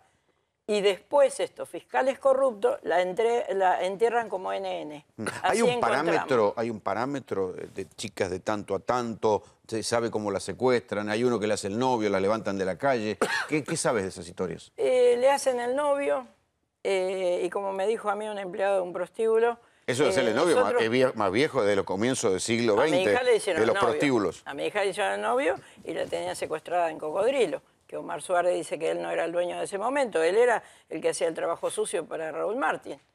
Un jefe de la CIDE, cuando yo iba a pedir por mi hija, me decía, ya la vamos a encontrar, ya la vamos a encontrar, y resulta que lo tenía él secuestrado. Y así sucesivamente hasta el día de hoy pasa lo mismo, porque lo mío hace 25 y lo de Silvia hace 4 años. Se dice que le hacen el novio y después le pierden el rastro. Y después también, como el prostíbulo no tiene cartel de prostíbulo, es un café-bar, una whiskería, los pibes se paran en la puerta y cuando pasa la piba lo manotean y lo meten para adentro. Eso es una forma, la otra forma es que le hacen el novio, la otra forma es cuando van a bailar. Cuando están alcoholizadas, la sacan, la suben en camioneta y la llevan. Así rescatamos también ahí de Radio Estudio y de Emburucuyá unas pibas, que nos costó muchísimo, pero la rescatamos.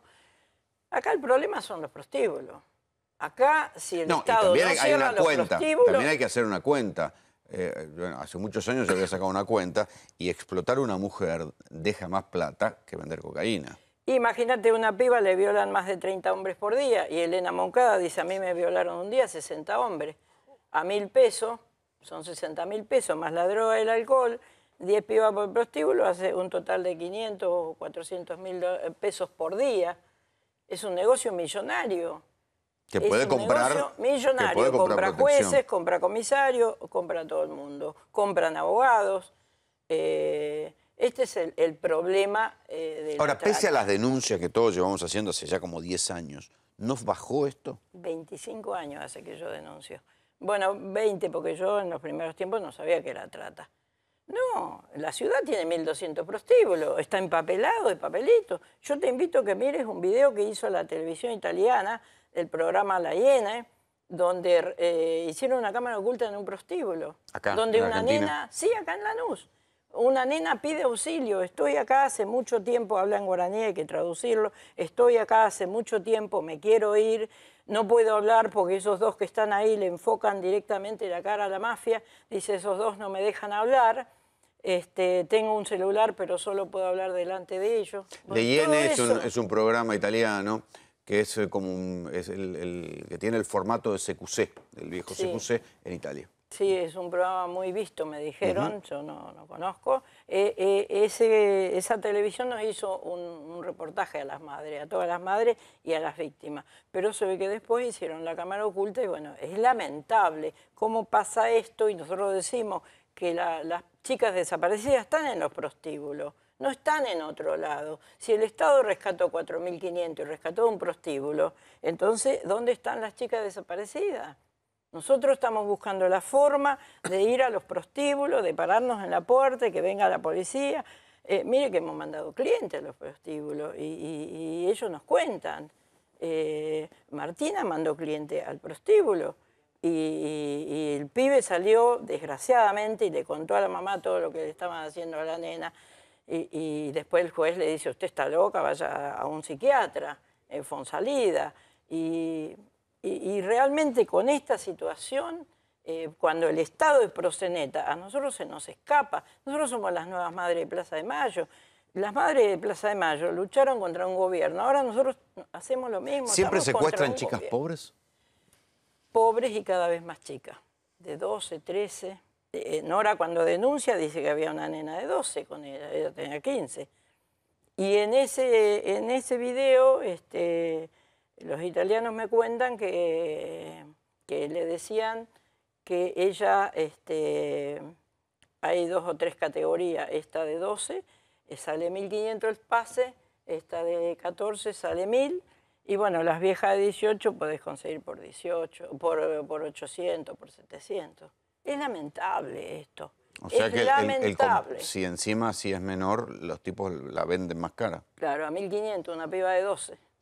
Débora Bambos, abogada penalista, ¿cambiará algo de esto cuando haya una ley de protección a la víctima? Sobre todo porque, estamos hablando de madres, de gente de muy bajos recursos. Ojalá, yo creo que no. Yo creo que es un delito en donde hay un gran autismo de parte del gobierno. Creo que es a nivel nacional e internacional. Es como dice la señora, genera mucha plata y muy poco costo. Porque el costo que tiene es, digamos, las coimas que se dan para mantener la impunidad. Ahora, si es menor no te salva ninguna hora, pues si es una mayor, puedes decir, bueno, está con su consentimiento. Si es menor, no hay tía. No hay más consentimiento. Aparte no hay consentimiento, porque cuando probás la trata, en realidad ya está, no es que están con su voluntad ahí. ¿No viste que decía la señora? Les dan un telefonito y tienen que hablar, están cautivas. Están en un cautiverio indeseado e involuntario, porque en realidad tampoco hicieron nada, no es que provocaron un cautiverio. Y vaya a saber la cantidad de chicas que hay de distintas partes del país que están también en la capital federal y no hay nada. Pero lo más terrible yo creo que es la connivencia que hay en los grupos de poder. O sea, lo atroz y lo por qué no se puede desarmar esta madeja es justamente porque los que tienen vínculos con ese negocio son los que tienen que destruir el negocio. Entonces tienen intereses contrapuestos, no van a destruir a la gallina de los huevos de oro. ¿De dónde cobran? ¿Entendés? Claro.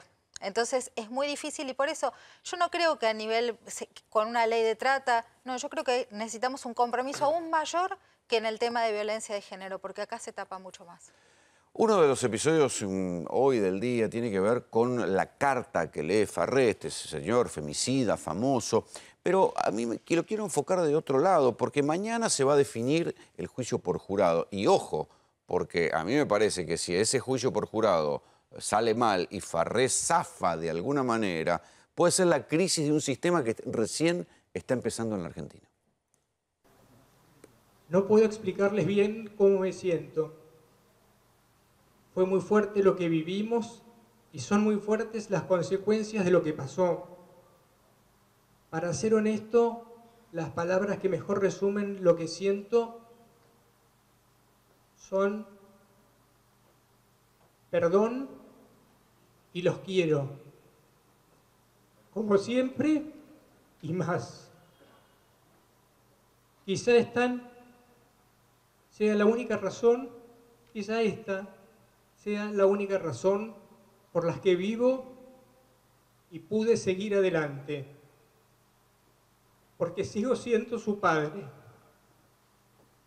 Estoy acá. Obviamente no puedo explicar ni justificar lo que pasó, cómo se dio esa situación. Sé que las cosas no estaban bien, pero el desenlace fue totalmente impredecible, me dejó perplejo y me duele. Me duele saber lo que pasaron y lo que están pasando. Ya nada será como antes. Vivo recordando los buenos momentos juntos. Los viajes, las vacaciones, las charlas en el auto, andando en bicicleta, los paseos con Pipa, es la perrita. Dicen que el tiempo va a ayudar a adaptarse a la nueva situación. Daría mi vida, la cambiaría en un segundo por irme yo y que ustedes estén con su madre, creciendo como debería ser. Pero acá estoy y tengo que seguir por ustedes. Me duele seguir viviendo.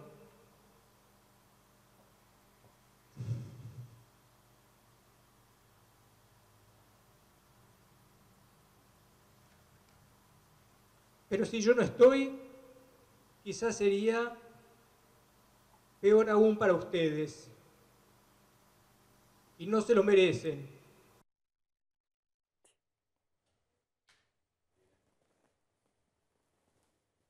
Hay que decir que el hombre conserva la autoestima alta, ¿no? Dice, bueno, pero en cualquier caso lo que nos interesa a nosotros es ver, y la doctora Ambos me lo va a explicar, ¿puede zafar este hombre pese a que es un asesino? O sea, que no hay duda que mató a la 74 esposa. veces, 74 puñaladas. Pero no es que le ¿hay dio un sola. truco del juicio por jurado que lo pueda hacer zafar? Yo no creo que tenga muchas posibilidades. Aparte fue un tema que fue muy difundido, la opinión pública colaboró mucho al crear una... Y venimos hablando con Ni Una Menos, y venimos hablando de femicidios.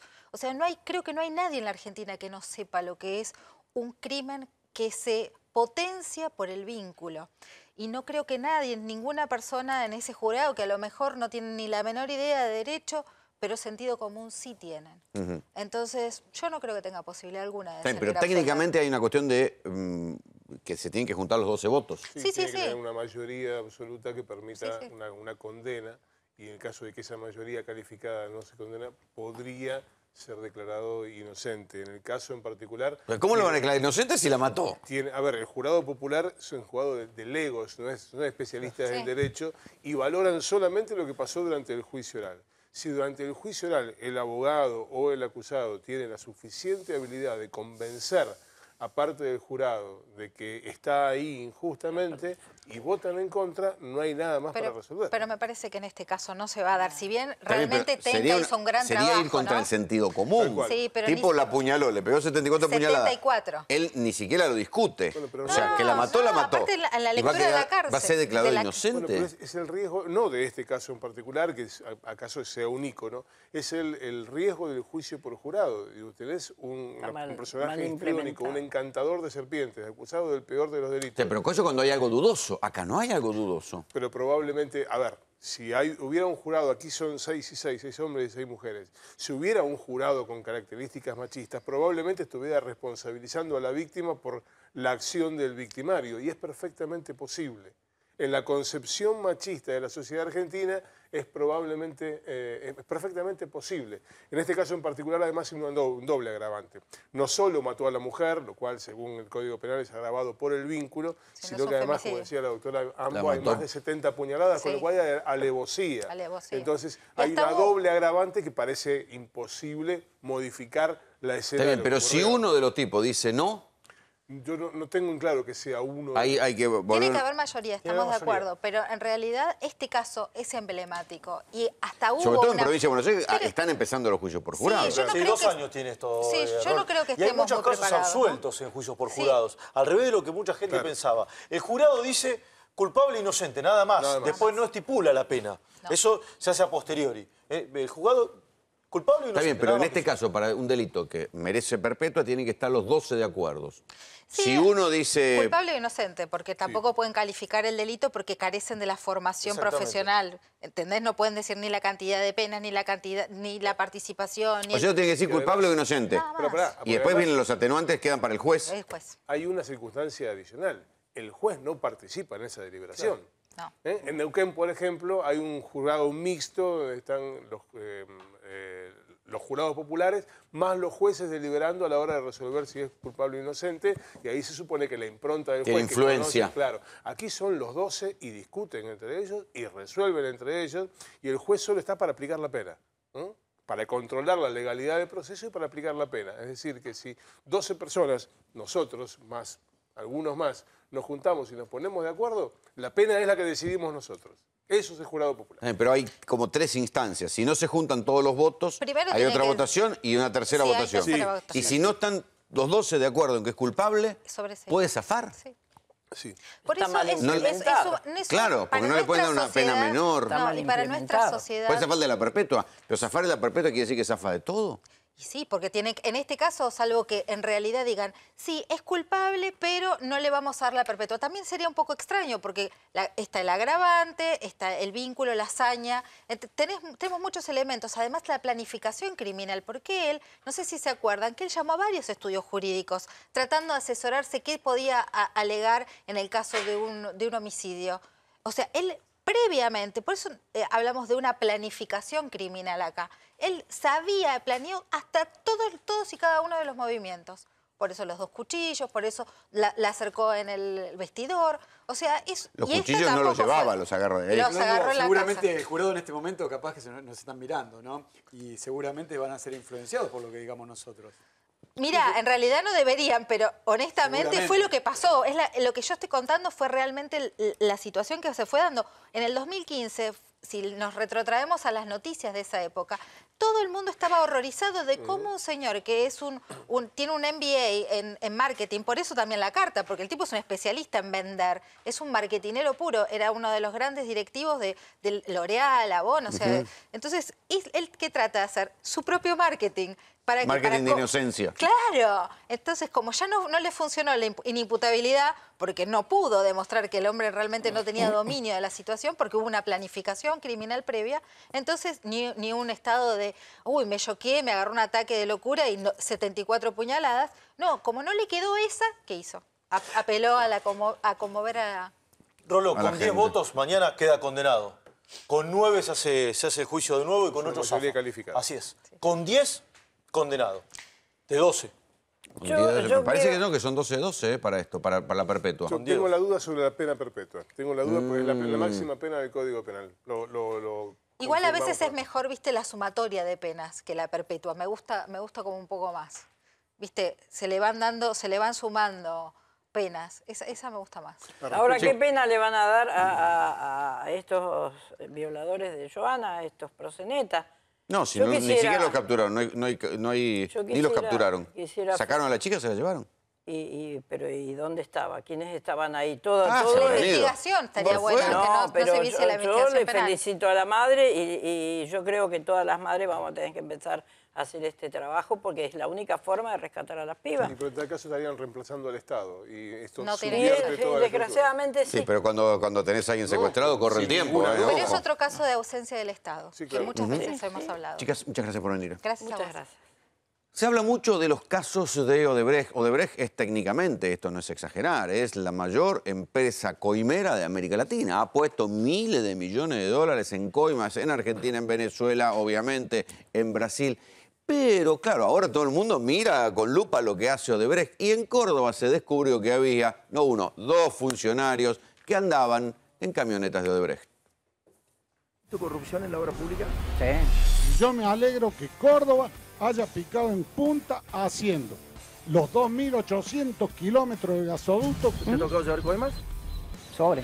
Y gracias, presidente, porque usted siempre empujó esta obra y nos apoyó. ¿Cómo sabes que había plata en esa carpeta? ni porque se le he visto. Luego de haber escuchado el relato de un topógrafo que trabajó para Odebrecht en Córdoba y que aseguró haber llevado sobres con dinero para quienes debían controlar obras, ahora vamos a mostrarte cómo el secretario de Ambiente de la provincia se moviliza en un vehículo de uso particular, pero que en realidad figura a nombre de Norberto Odebrecht.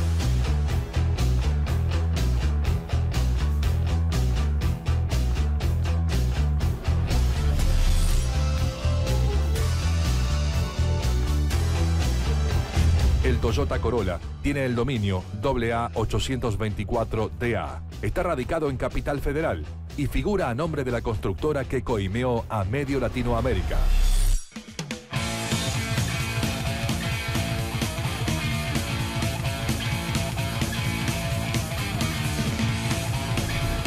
El otro vehículo es un Toyota Hilux dominio AA649MX. Figura a nombre de Odebrecht y la utiliza el director de Conservación y Biodiversidad, Diego Horacio Suárez. Ambos funcionarios se llevan los vehículos de la Secretaría y los utilizan de forma permanente y particular.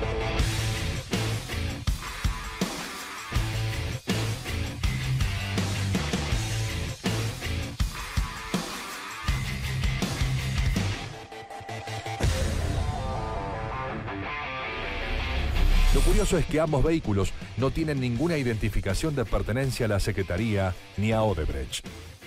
Así las cosas, no queda tan claro que la empresa no esté solo favoreciendo a los funcionarios del gobierno de la provincia de Córdoba.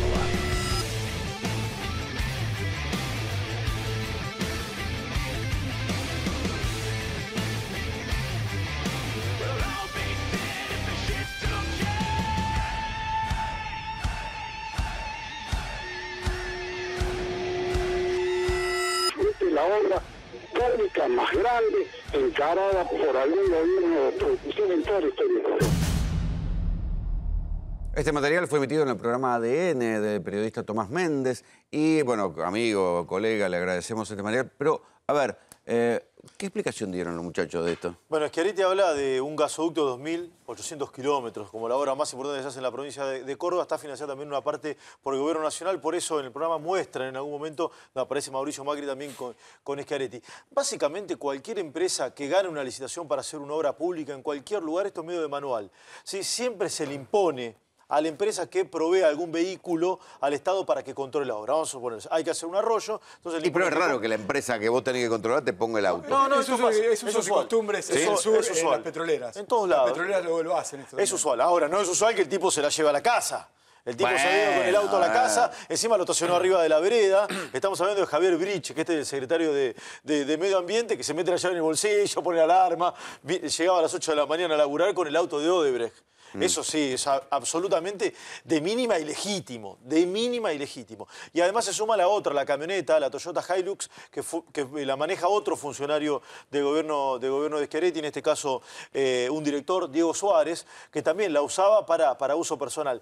Probablemente sí. Claro, lo que pasa es que en este momento, que todo lo que vuela Odebrecht está sospechado de coima. Claro, yo siendo funcionario creo que me hubiese limitado a utilizar ese vehículo un tiempo atrás, ¿no? Porque esto llama mucho la atención y en Córdoba está llamando mucho la atención también lo que fue de la Sota iba a ser candidato, ahora parece que no va a ser candidato, parece ser que tiene un poquito de ruido con esta empresa también, ¿eh? No, además sabe lo que es importante, que hay un montón de autos de Odebrecht, ¿sí? En el gobierno de Córdoba. Estos los pescaron dando vuelta con los funcionarios. Probablemente los demás también están dando vuelta con funcionarios. ¿Me explico? Claro. ¿Qué pasa con Odebrecht? Todo esto en los tribunales federales, porque hoy hubo allanamiento de todos los colores. En realidad arrancaron la semana pasada y tiene que ver con la UTE, a la que le fue adjudicada la obra del soterramiento. Allanaron las oficinas argentinas de Odebrecht, allanaron IEXA, allanaron la empresa italiana y la empresa española, un galpón de la empresa española que conforman... ¿Y qué están buscando? Están buscando básicamente papeles que demuestren si hubo o no hubo pago de coima. ¿Qué van a dejar? ¿La coima por escrito? Te sorprendería la cantidad de veces que esos papeles quedan. De hecho, el incendio de Iron Mountain tenía como objetivo, según la hipótesis de la investigación, hacer desaparecer. Sí, las cuentas del HSBC. Tal cual. Que después se revelaron en Suiza. Tal cual. Entonces, esa documentación, ese tipo de documentación existe. Y no siempre está de acuerdo a cómo se oculta el tema de la protección de la prueba. Lo que busca el juez Marcelo Martínez de Giorgi es eso. Atención, también hubo un allanamiento a IEXA ordenado por el juez Sebastián Casanelo, pero buscando la misma prueba en relación con las obras de Lázaro Báez. A ver si hubo... Rolo, ¿recordás que esta obra se iba a hacer con financiamiento del Banco de Desarrollo brasilero por 45.000 millones de pesos? Y se hizo a través de un decreto cuando asumió Mauricio Macri. Y lo que se está buscando una punta, que hay un depósito de 20 millones de dólares en Antigua, una isla del Caribe. Ahí hay una punta, un depósito, y detrás de eso están, Ahí hay una punta con respecto a pago de coimas. Bueno, créase o no, House of Cards, desde su cuenta oficial, le contestó al spot que hizo Sergio Berni. Exactamente. ¿Vos querés hacer publicidad sin un banco? Bueno, consultalo a Berni. Realmente salió en todos lados desde el día domingo. ¿Se hizo famoso o no? Porque todo parece indicar que sí. Pero House digo, of Cards como actor no lo contrates. Le contestó Frank a través de su cuenta. No sé si estar orgulloso o atemorizado. Quizás ambas. Dijo el bueno de Frank. Yo no sé claro, si porque le contestó que él prefería Underwood, no Berni. Sí, yo no sé si contestó la cuenta oficial. Pero surtió efecto. Como también surtió efecto Marolo, ¿te acordás? Marolo. Claro. Bueno, fue electa en el Chaco ayer. Así que la publicidad... ¿Fue electa Marolo? Claro, le dio que le copió el jingle a Marolio. Probablemente a Berni, que está en una campaña de instalación, porque Berni no renueva la banca como senador de la provincia de Buenos Aires, también le sirva esta publicidad. Lo que no se entiende es, Berni se postula para las PASO, ¿sí? Pero, ¿qué va a ir? ¿Una lista diferente de Randazzo y de Cristina? No está claro, porque ya te decía, él tiene la banca vigente, no tiene que renovarla ahora. Yo entiendo que es una campaña de instalación y te digo, con 2 mangos le salió fenómeno, salió absolutamente en todos lados. ¿Lo viste actuando? Me reservo la opinión. Que recordar, ¿Lo viste actuando? Berni es legislador provincial, probablemente aspire a un cargo nacional y esto tiene que ver con eso. Prefiero que siga como senador y no de actor. En fin, a ver si lo convencemos para que venga acá y no actúe. Así nos vamos, esto fue Tercera Posición. Buenas noches. Accede al auto que siempre soñaste. Conoce Auto Advance. Todos los modelos, amplios planes de financiación y un equipo de ventas listo para asesorarte. www.autoadvance.com.ar. Auto Advance lo hace posible.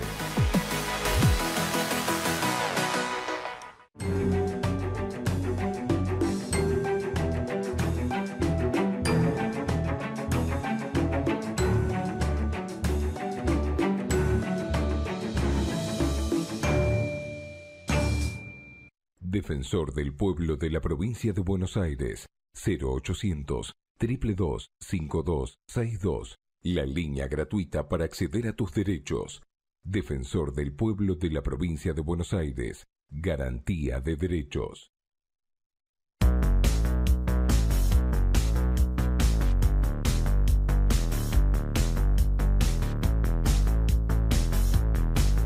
Somos periodistas, opinamos distinto y opinamos todos. Somos A24.